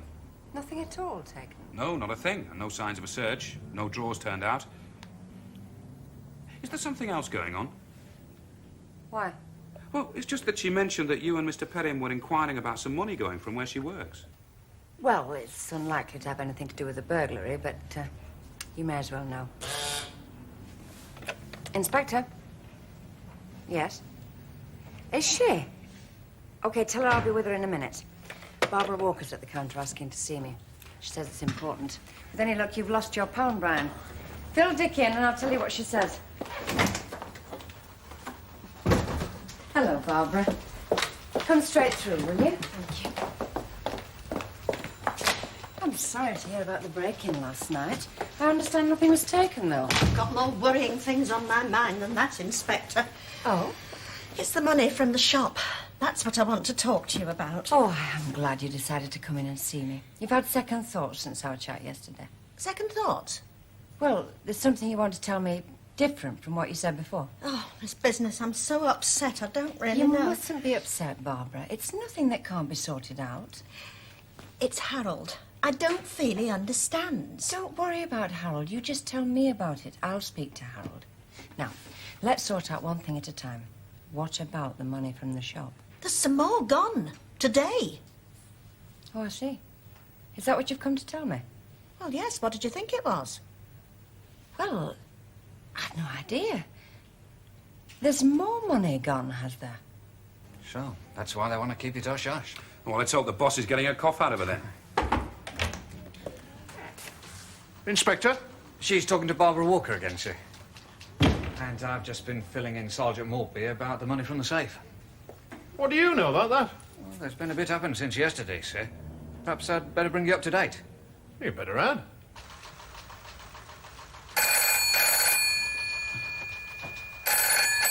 Harley Police? Yes, speaking. Oh, hello, Mr. Jameson. Not gardening today. I see. How long's it been there? All night? Yeah, go ahead. I'll check it out. Oh, Oscar, B for Bravo, Y, Yankee, 835, yeah, R for Romeo. And it's a what? Yes, Mr. Jameson. I'll check it out. Thank you. Just the man. Lend us a tenner. Ah, now don't get me anything too fancy, will you? You know, I prefer something small but good. My suit's ready at the cleaners. I've come out without the readies. I thought you'd remember my birthday. Ta! Give it back later. Hang on, Joe. The boss saw that message about the ferry and casualty last night. She wants to speak to you about it. Is she in? Well, she's in, but she's busy. You'll be free soon. Sarge? Hang on a minute, Danny. Yeah, she thought it was a funny one to write off. I had no choice. He refused to make a statement. You know who it is? Go on. Frank Bernard Clark. Nobby Clark, Jimmy's brother. Nobby Clark? Oh, well.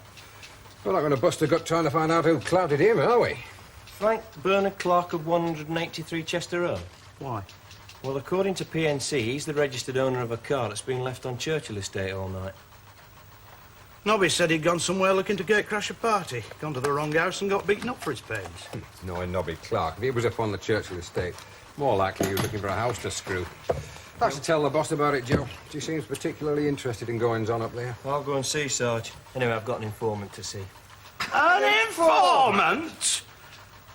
Parks meets Supergrass, now showing at your local cinema. Yeah, give us time to organise secure accommodation, Danny, and set up teams of armed officers. Yeah, all right. There's not likely to be a contract out on him, is there? You know, Cosa Nostra, Baader-Meinhof, Red Brigades. We need to know, Danny. Ridicule.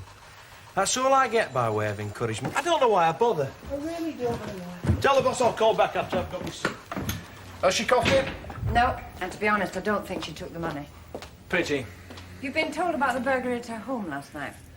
Brian and Dick have brought me up to date. Well, I've got a theory, for what it's worth. About the burglary? About the whole business. I've made an arrangement with Barbara. Is she going to be much longer or what? How should I know? She said for you to wait. I can't hang around all day.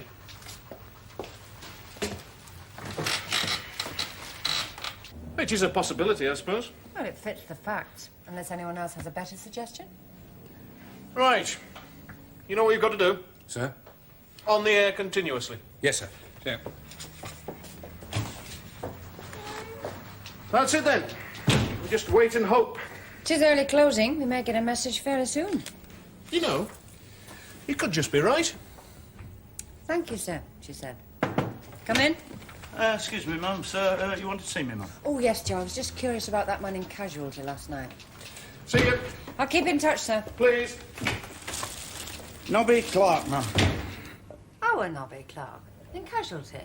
He'd be more at home in strange ways. There's no doubt somebody's given him the full treatment. You've endorsed the pad, no further action.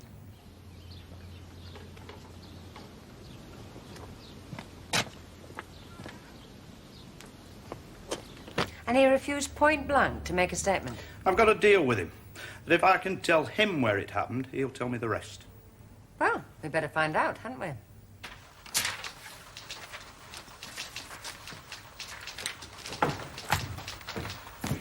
What you got there? Well, I'm not sure, Sarge, yet, but I reckon this and a magic lantern in there are going to solve a little problem. I didn't know we had a problem. Harley Police? Yes, who's that calling, please? Yeah, I'll put you through to the inspector. Oh, very well. Yes, I'll tell her. Yes, right away.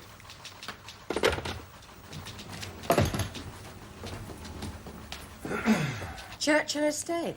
Danny says that's where the car was. Yes, George? There's just been a telephone call for you, Mum. Lady caller. Any message? She just said to tell you, Barbara says yes.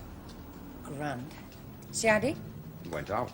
Get them on the radio and tell them the message from me is go. Go? Go where? They'll know where. Let me know as soon as you've contacted them. Quickly, George, please. Yes, Mum. Right, as I was saying. Hartley to CID, receiving? CID receiving, Sarge. From the inspector, Brian. The message is go. Repeat, go. Roger, Sarge. Message received and understood. I knew it now he'd got him. You what? Got who? It's just a little job I'm doing with the inspector, Sarge.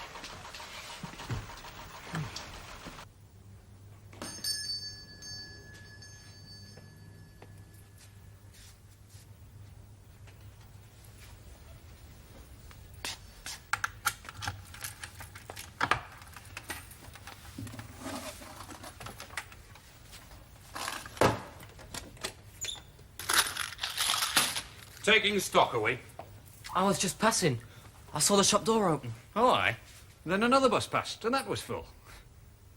Come on. It's a yellow transit van, Mum, and it's visited Greenway's house several times. And you're Mr. Jameson, logged it all? Yep, it's all down here, Mum. Notes made at the time, times, days, dates, everything. The entry for last night reads, arrival time 11:10, departure time 11:20 p.m. Loaded with long heavy bundle by Mr. Greenway and A.N. other.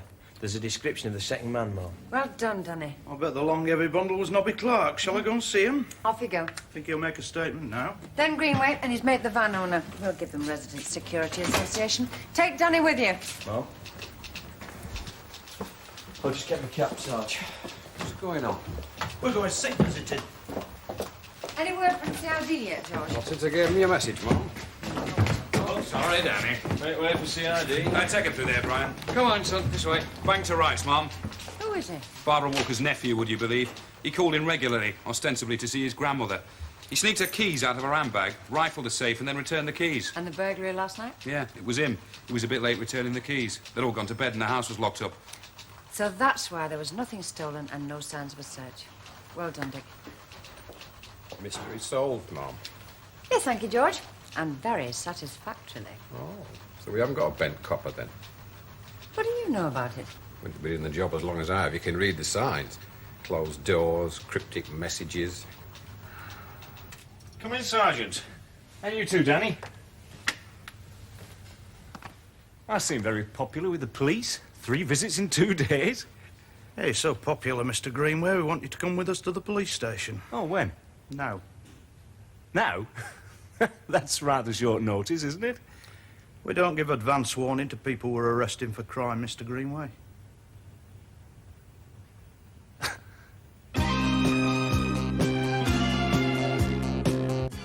Next on Drama, we catch up with London's finest police.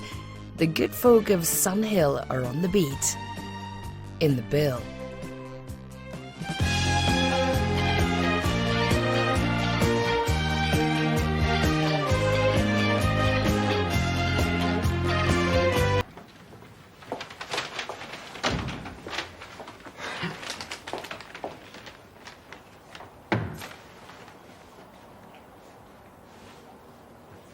Sorry, ma'am.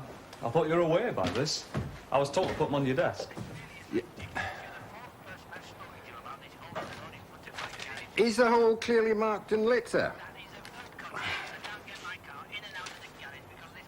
Yes, sir. Yes, I fully appreciate that a hole in the road in front of your garage is an inconvenience, but as it doesn't seem to be a traffic hazard or dug, as you might say, with criminal intent.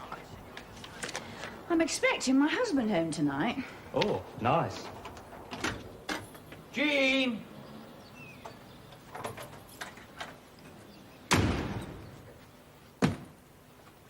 Hello?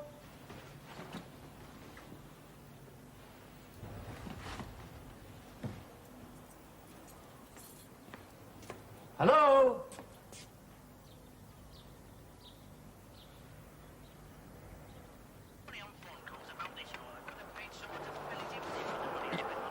If, as you say, it was county council wagons, then I imagine the council will have proper authorization to dig the hole. However, from a legal point of view, I think it's safe to say that if it's not claimed within 7 days, the hole is yours.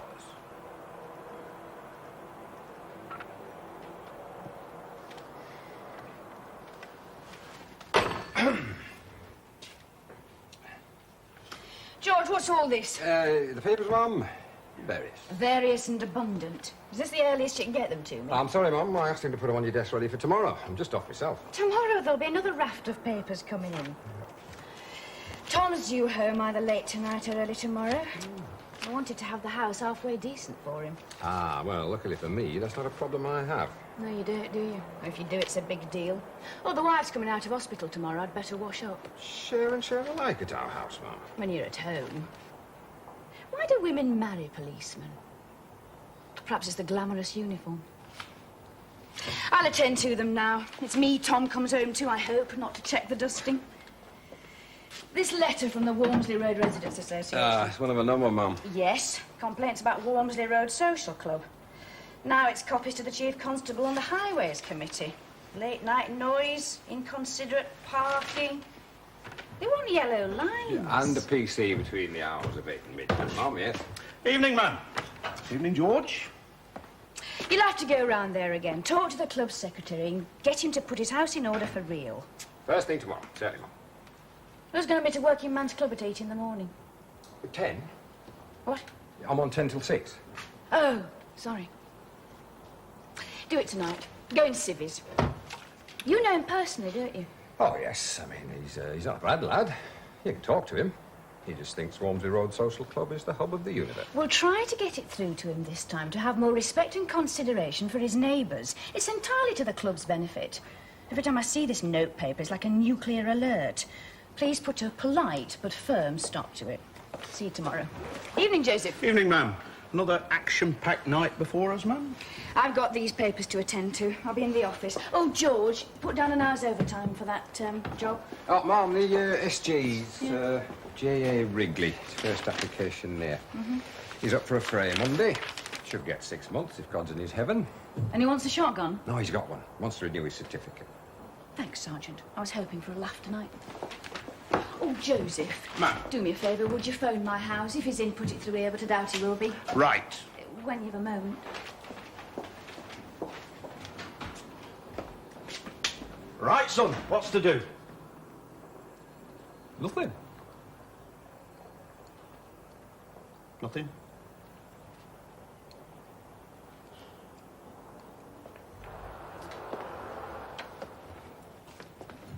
Right. It's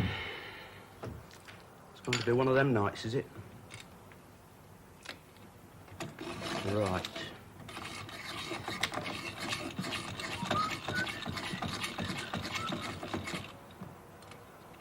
Right. Ah, now, yes. I've got me abusive phone calls now, bethinks me. That'll pass the time on. Right.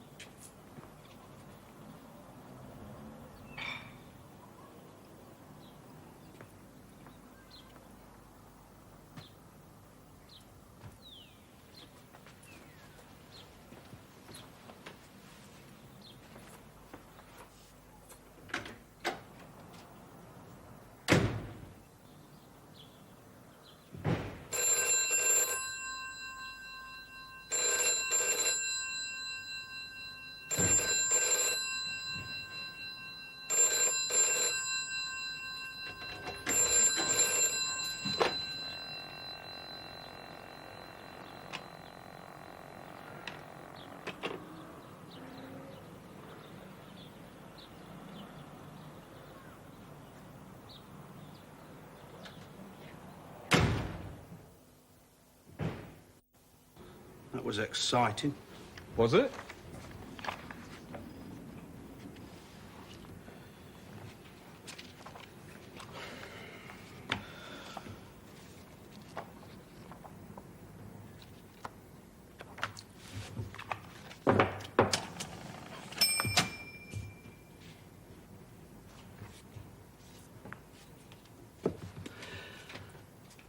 When you do your stint of violent incident, that'll give you tales to tell your grandchildren. I'll be good and glad to do a bit of violent incident. I didn't really join to make mugs of tea and stare at a telephone. Or hand out 9 million forms. My thrill of the week has been doing road safety for the tiny top cyclists of Park Lane Primary School. They put you on it to harden you up. I like children. It's so as you won't keel over when you're called to a messy road incident, say. They take you down the morgue for a look at the stiffs. Oh, nice. First time I went out, there was a pub battle going on. Shouts and screams, bottles flying. I said, right, are we going in? We're waiting for Bruno, says the sergeant.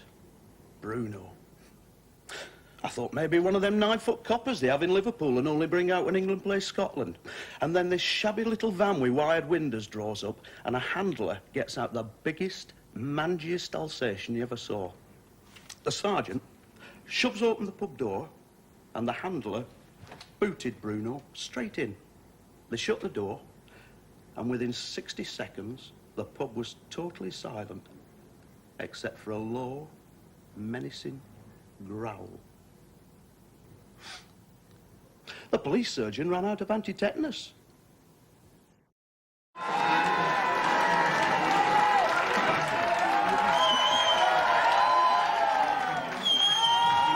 Hello, Tom! Hey! Hey! Oh, enjoying college life, are you?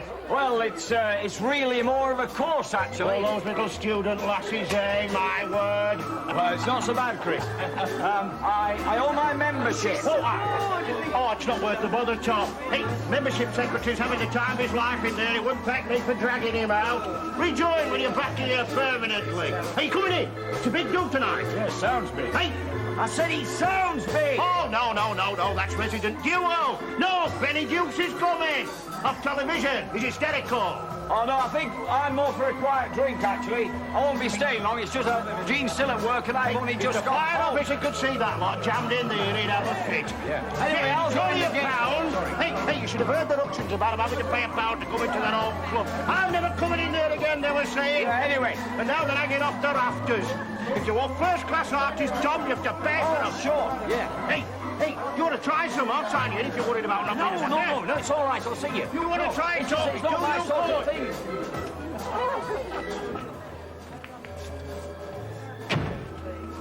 Social club for Asians. Do you ever hear the like?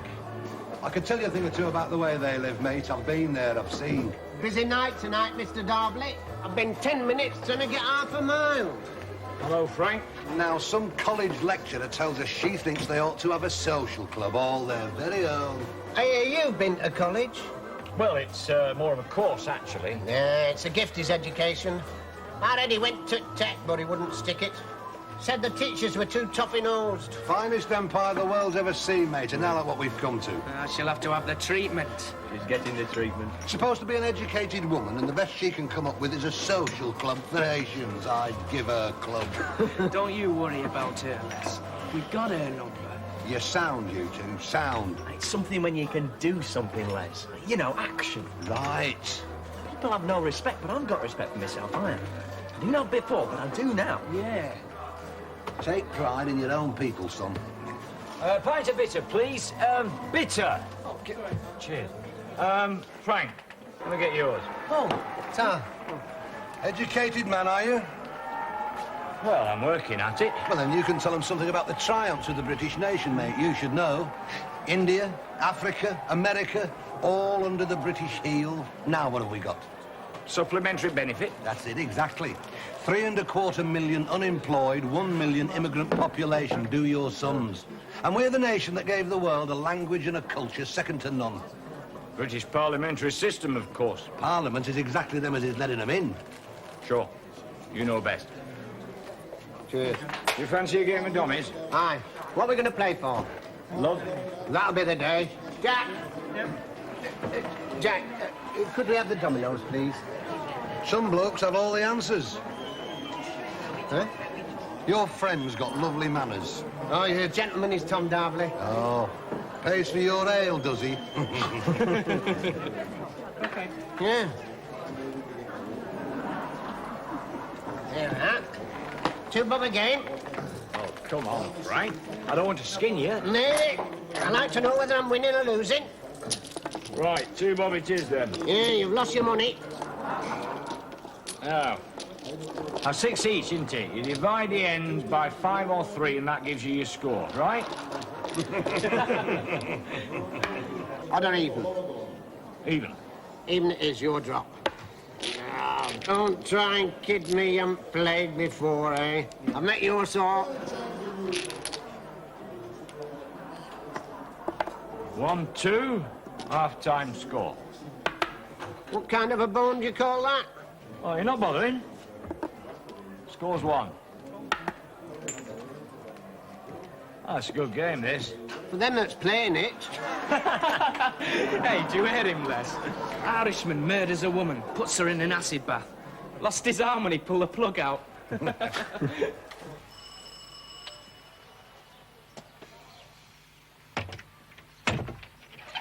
who is it? Police. Mrs. Fairchild? Yes. I believe you've reported some abusive phone calls. I'd be glad if I could have some details. Yes.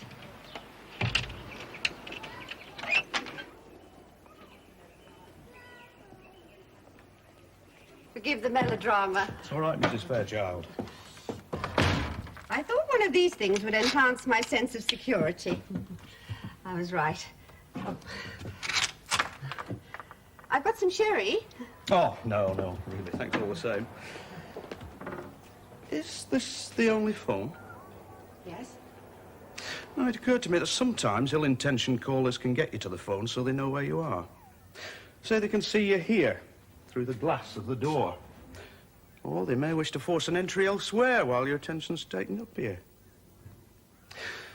Is there anything in the calls to make you think they have criminal intentions? You reported they were abusive. I taped the last 2 calls. Would you like to take them? Oh, certainly, yes. Oh, yes, those would be very useful. This sort of thing can be very hard to clear up, but if we can get any extra information, it gives us a chance. Is there any particular time they occur? Between 11 and midnight, all of them. Of course, there may be others. I'm not in much during the day. Is there anything in the calls to give you any idea of a reason for them? I mean, we have the tapes now, of course. No need to go into details. Anonymous calls can be extremely unpleasant. Yes. Well, the gist of it is political. Political? Get out before we burn you out. That's not very political, is it? Some people take their politics more seriously than others. Extremists? Sergeant, this is not a battle between activists. I'm not asking you to defend my views, the police to intervene in a political controversy. I merely complain that I'm getting abusive telephone calls. Conduct likely to lead to a breach of the peace, do you call it? My peace has been breached. Well, I think we're here to defend everybody's views, though I couldn't be sure. You're right to express views anyway. Oh, doesn't always feel that way. You were going to tell me if you could think of any reason for the calls. The reason is, I think, because I wrote to the paper to say a social club for agents would be a good thing. At least it was the day after my letter was printed I got the first call. The Muslim women in particular find it very difficult to integrate. Some are virtual prisoners of their own language and custom. They hardly leave the house. Now, if we were to encourage them out, provide English classes, support them, perhaps they would learn to enjoy the greater freedom of English society, and we would be enriched by their participation. I'm sorry, I suppose this is terribly relevant to your inquiries. Oh, I don't know. We have Urdu classes. Well, I don't expect you to agree with me. I merely ask you to note that I have been threatened by phone. Can you think of anyone likely to make such calls? No. I hope not to be acquainted with such people. I imagine you have files. I imagine I'm down there somewhere. I tend to go on demonstrations. Anti-apartheid, right to work, that sort of thing. Grim-faced bobbies link arms, tread back on our shins in revenge for taking their Saturdays and Sundays off them. Some are quite glad of the overtime. Oh, we're all at the computer somewhere these days, aren't we? I forgot to look. Just in case MI5 won't make all the details available to us, has your husband taken any of these calls? I'm divorced. I live alone. I work at the Polytechnic, often till late. Could it be anyone you work with? I think I'd recognize most of the voices of my immediate colleagues. Could be a student, a young man's voice, a youth even. I don't imagine I haven't wrapped my brains. It's quite hard to sleep afterwards. I dare say we could arrange to have your calls intercepted. Sure you could. I'm trying to be helpful, Mrs. Fairchild. Sorry. Or I could have an officer sit here at the times you mentioned. Well, you might sit for a long time. As much as a week. Well, I'll make out my report and we'll see how it goes from there. It's what they do next that bugs me. If they get away with this. They? He always says we. Show me 2 ticks, love. You're never off duty, are you? A good policeman is never off duty, my love. Just so long as it is only 2 ticks. We've 10 minutes to get to that restaurant. Like I said. If anybody gets themselves murdered while you're in there, tell them to dial 999. Chip out. I've got 5 dominoes left. I've only played one. How come I've got 5 bones? Well, I had a good hand. Do you want a pint? No, I'm not ready yet. Shall we have another? Half a mile, sir.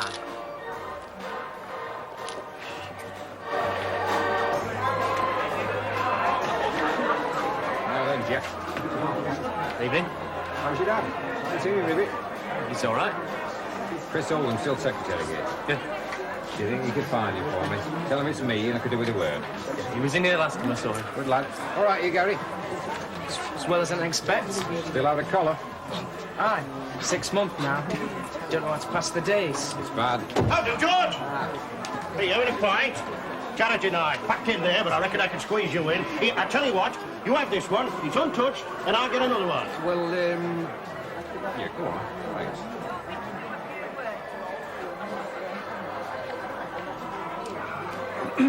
It's about this parking and noise business. Oh, blimey, not that again. Well, you've had the nod and the wink, and this is the nudge. Nudge. Every Saturday, every Sunday, we announce it over the microphone. We can do no more than that. It's Thursday. I'll announce it tonight. It's a family club, this, not a gambling hell or a disco. Chris, I'm as sick of it as you are. I don't think I'm not. We've a lot of other things to do besides come round here hassling you. It's my night off. I'm supposed to be taking the wife out for a meal. Electricity bill come, has it? Look, there have been complaints. A lot of them. One's gone to the chief constable now. They're not for giving up this lot. Neither am I. Why can't they come across here, man to man, and tell us the problem? If it's just that causing the nuisance, we'll put a stop to it. But I'll tell you why they don't. It's because they're the sort of folk who'll sooner pick up a phone. They think they've got new bobbies and a piece of string, George. Well, that's as maybe. But it doesn't solve it. There'll be yellow lines round this club. You know that. If you don't shape yourself right round it. We'll go out now. Me and you. After I've done the bingo. And we'll take the numbers of any offending vehicles and I'll get them shifted. Will that do? It won't do. No, I didn't think it would. Do you know the names of them that's complaining? I'll go round and I will talk with them. I can't tell you that. They're after closing the club, that's what they're after. There's been a club here for 50-nothing years. Not one making this amount of noise. True. I'll turn down the amps, but they won't like it, mind. Hey, Penny Juice is coming, did you know? Who? Penny Juice, off telly. He's hysterical. Oh. Now, look, Chris, I've told you, right? Get them cars shifted and keep them shifted. And keep the noise down from that machinery of yours and suggest to your members that they leave the premises like the respectable people they are. It's for the club's benefit. Not moved in above a 12-month and all they can do is complain. It's what I call the detached house mentality, George. They're different to the rest of us, at least they reckon to be. Do you read my message? Yes. We've a committee meeting on Tuesday. We'll thrash it out then. Perhaps buy that bit of a croft and get it tarmacked over. Thanks for the drink. Enjoyed that, did you? I thought you would. Rory daresn't send us rough air with two valuable tubs. Hey, I reckon that's a perfect a pint as you'll get in, Hartley, and the cheapest. Right, I'll get on the mic now for him to shift the cars before I start the bit. Good night, George. Not to worry, eh? Tick, tick. Sorry? What was all that about? Complaints about noise.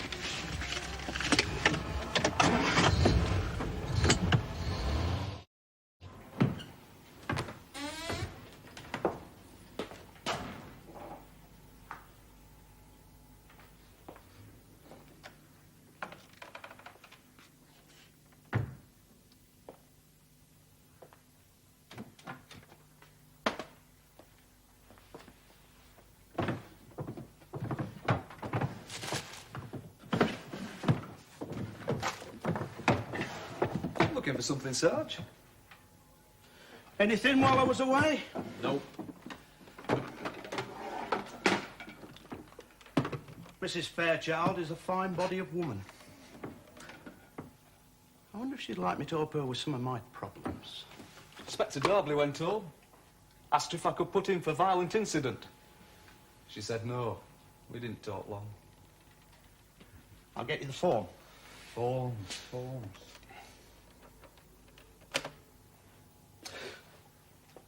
Fella laid his head on the railway line at Todd once. I was first on the scene. After the meat wagon had cleared up, it didn't seem right to have his head rolling about in the back, so I happened to have this big cardboard box with me, and I popped it in there. I said, I'll bring this along. I got back in the car. What's wrong with this thing?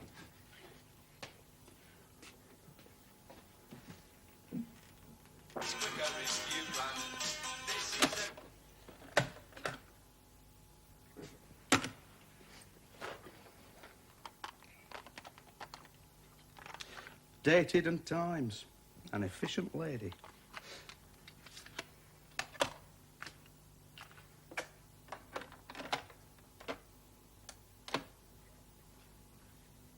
What was I saying? Can't remember. Oh, aye, the head in the box. I thought to myself, it's queer nobody's reported him missing. He was only wearing his slippers and indoor clothes, you see. Just then along comes this milk float. I thought, just the man. Have you noticed anybody not about that you might expect to see? Grey hair, glasses, bit of a moustache. He says, I think I know who you mean, yes. I said, he's topped himself, laid himself on the railway line. Will you come down the morgue and have a look? He says, certainly, but I'll have to finish my round first. Come to think of it, I said, I've got his head now in the back of my car. Right, I can have a look at him now then, can't I? He says. As long as you don't mind, I says. Here. Why, he says. That's him, all right. Fancy. Public phone. Oh. Hello? Organ music. It's a club. Club, is it? I'd say that were a club Sarge.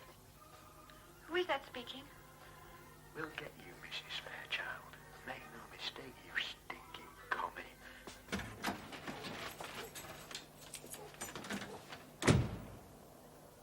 Tom? Hello?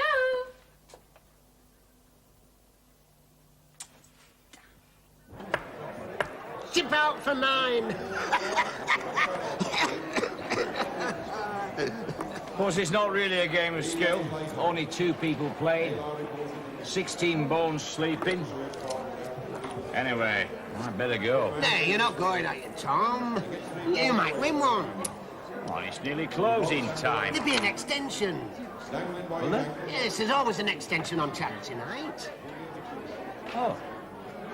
Well, Jean's not expecting me home till late. Well, we'll have another. Right. Now, just go to the comical house. Hey, I'll get him in, shall I? Half a mile.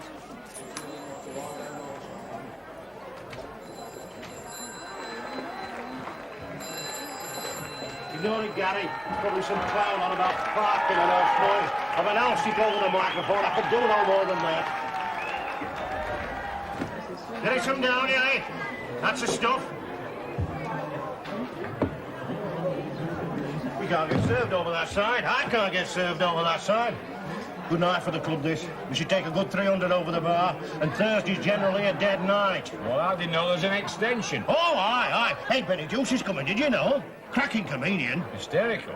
Oh, you've seen him, have you? Mind you, this lad's not bad. He's local. No, the only reason we get Benny is VAT. He hates them. He'll come to us if we don't say any particular time and pay him cash in the hand. He'll have done 2 other spots in other clubs already tonight. We get an hour off him. Club full. No arguments. Can I get served? What is it? Oh, pint of bitter, half a mile. Jack! 2 pints of bitter, half a bitter, half a mile. Hey, this is for me, this. I'll get these. Got to be some perks in this job. I do enough for the club. Here, Juliet. Half a mile. Cheers, sir. Hey, not a word to your missus about this, eh? How what? Quite. Doesn't do to tell them everything. I bet there's a few things about that college of yours you won't be telling your Jean, eh? Here, I'll pint the bitter. It's a course, really. It's not She's a good lass, your Jean. I could fall in love with her. Especially the black stockings. Cheers. Chris got these. Did he, be God?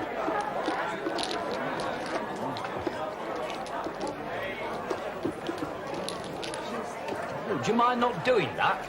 There's still some folk proud of this country, mate, and don't you forget it. And we're still capable of rising up and striking back at the rottenness within. And don't think your tweed jacket and fancy education will protect you. You're either with the British or against them. Hitler knew what he was doing. Invading Poland? Like a joke, do you? I thought Hitler he did. Best time I had in my life. Go again tomorrow. Mind, I lost some good mates. Well, I just came out for a nice, quiet pint. Very nice when everybody wants to talk to me. Did you say I got a kindly face? Yeah, I reckon you have. You're a mug at 5s and 3s. I could see that 6-3 in your hand last game as clear as if you'd shown it, man. Working man's 3.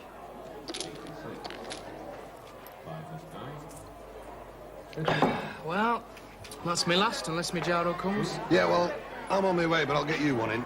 Oh, Tarles, you're a pal. I know what it's like to have nothing, mate. I just feel like chucking a brick through somebody's window. I like your style. Pie, please, Miles. 66. Oh, Gary, one thing. Keep your nose clean. No comebacks, eh? Oh, no. They won't know what's hit 'em. But they'll know they've been hit.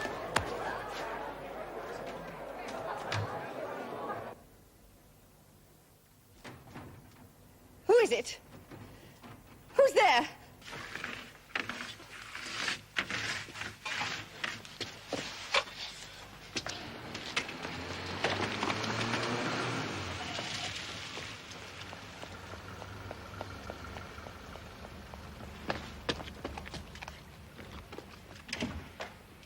It's young Jeff Harriman. What? Midnight jogging with a tin of paint. George, what are we stopping here for? Never had a proper vandal. Not in all my time in the force. I won't be too ticked. I'm not stopping, George. It's midnight. I don't know what you think you can do. You had nearly all that bottle of wine as well. Did I? No, I'm all right, love. I won't be too ticked. Tick-tock. The story of my life.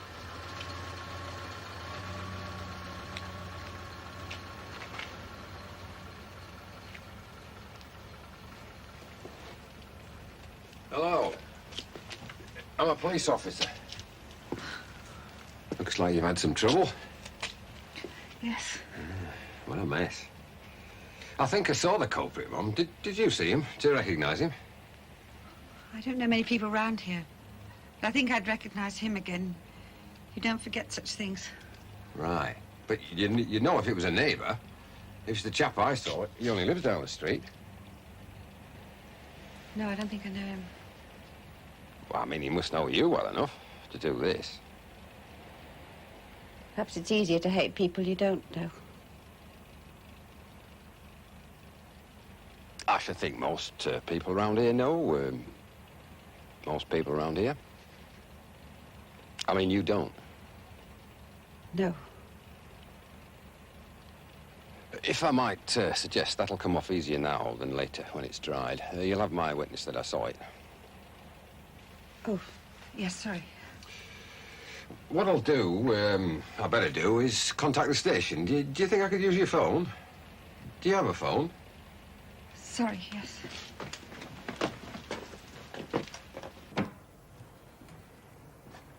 In a way, I'm glad it's happened at last. I've been getting nuisance calls. Oh, what, could be connected, do you think? I mean, on the same lines with he? Yes. I did report it. Quite right.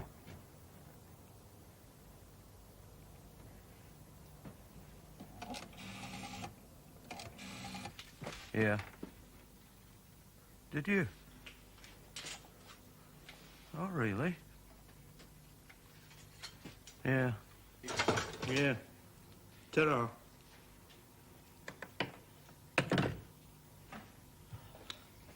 Thank God it's nearly over. That was George. He's been enjoying himself.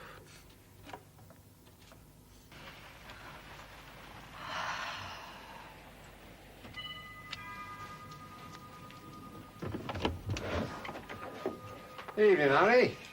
Is Schickelgruber in? What time of night do you call this? What's that? Don't you call my son. You're out of order there, George. You seem to know what I mean. I've got a tin of paint belonging to you with your father in my car here, Jeff. Oh, yes. Tell him to be at the station 8 o'clock tomorrow morning. He can have it back. I'm relying on you to make sure he's there, Harry. He'll do what I tell him to do. What for should he be at the station? To make a statement and sign it. What's he supposed to have done? Ask him.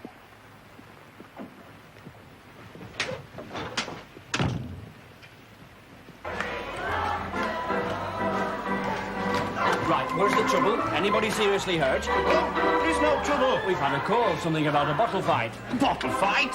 Here? Yes. So see for yourself, officer. This is a highly respectable club, I promise you. All right if I have a look, is it? Of course.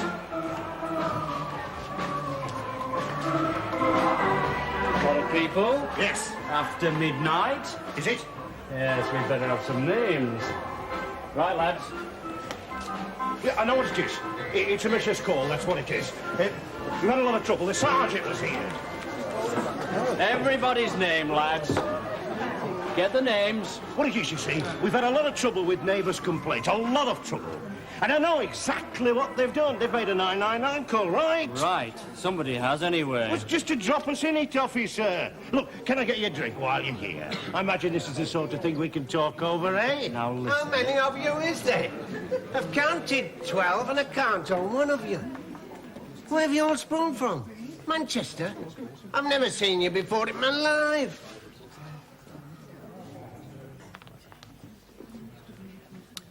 Exhibit A. Are you the secretary? Yes. Right. Now listen to me. Yes, I am. Look, there's no need to make a big issue out of this. It's just a matter of a bit of drinking after hours, and I'll hold up my hand. I shall be wanting the names of everybody here that's drinking, also the names of the trustees and the committee. Quite. So please, could I see a list of the members? Certainly. Hey, Tom, don't you bother your head about this. This gentleman here is a personal friend of mine. He's here as my guest. Is he a member of this club? Well, I was just explaining. He's a social worker. At college at the moment, he's highly respected. He's my personal guest. Social worker? Well, just give your name and address to the constable, sir, and then you'll be able to get off to your work. The list is in the lobby, officer, fully displayed.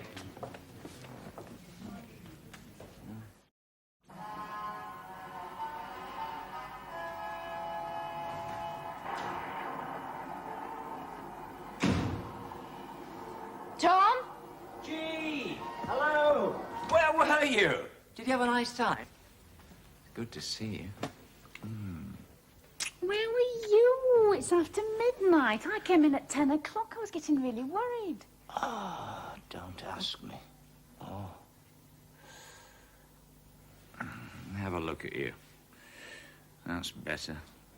That's infinitely better. I've got you a new jacket. Thought you could do with one.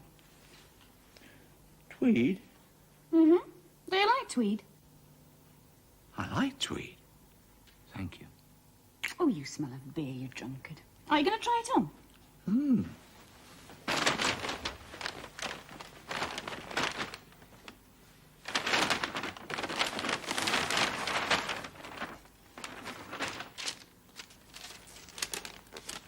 I got it cheap.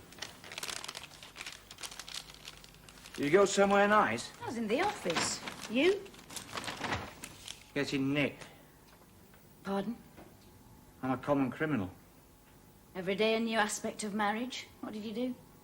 While taking in alcoholic beverage after the appointed hours of opening.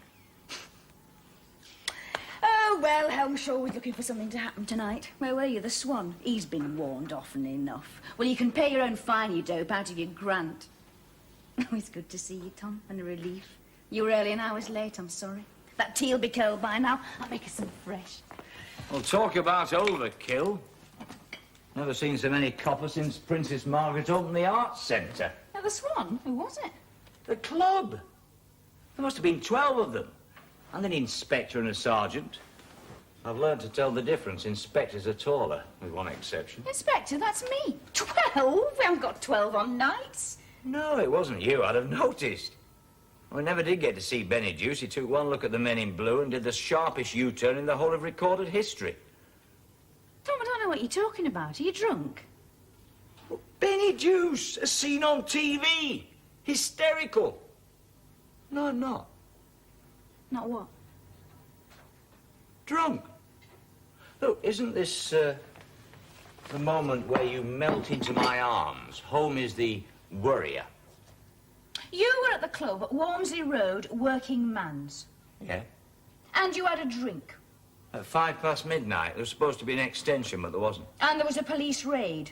Some 12 PCs, a sergeant and an inspector. And my membership had lapsed. I don't care about that, Tom.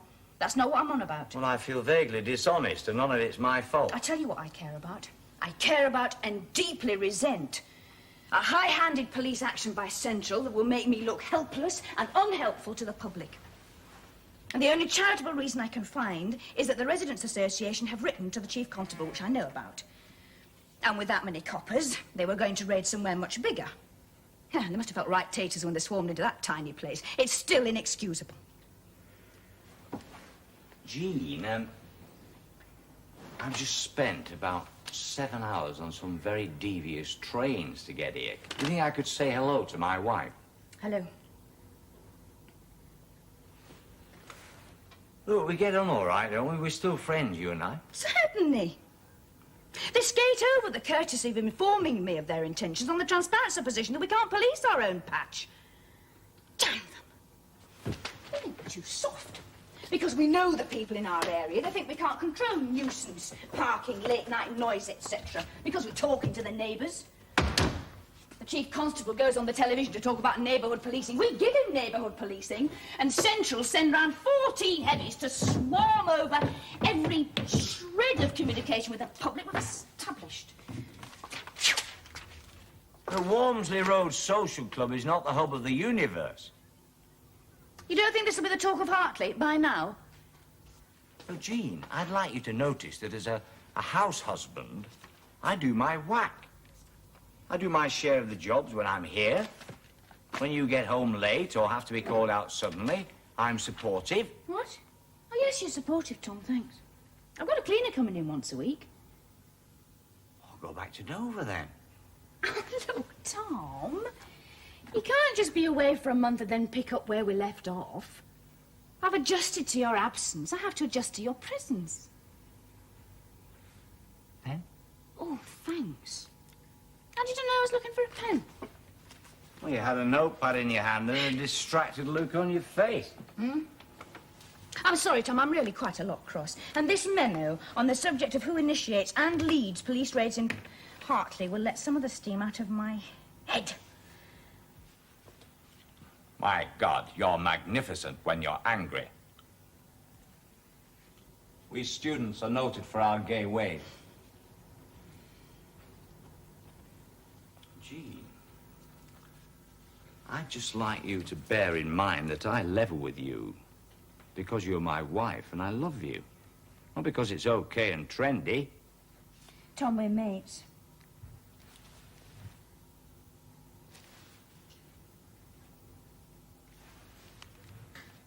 Anyway, I'd like you to level with me. There's all sorts of things in this town demanding your attention. I'd like to be one of them.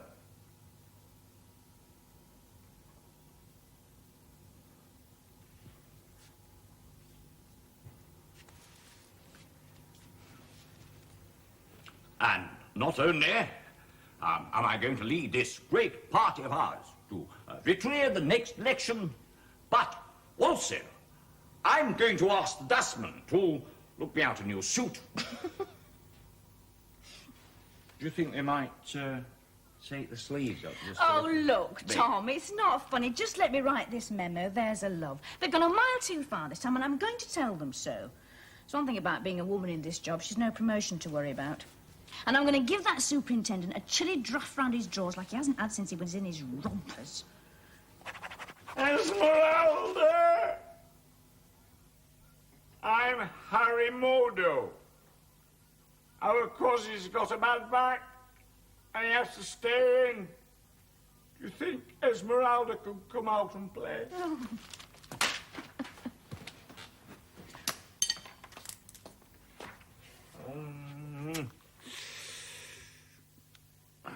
We do body language on Tuesdays and intraspecific relationships. I always get 10 out of 10. Oh, to hell with the superintendent. You're a much nicer man, anyway. Hey, be careful with that jacket. My wife just bought me that.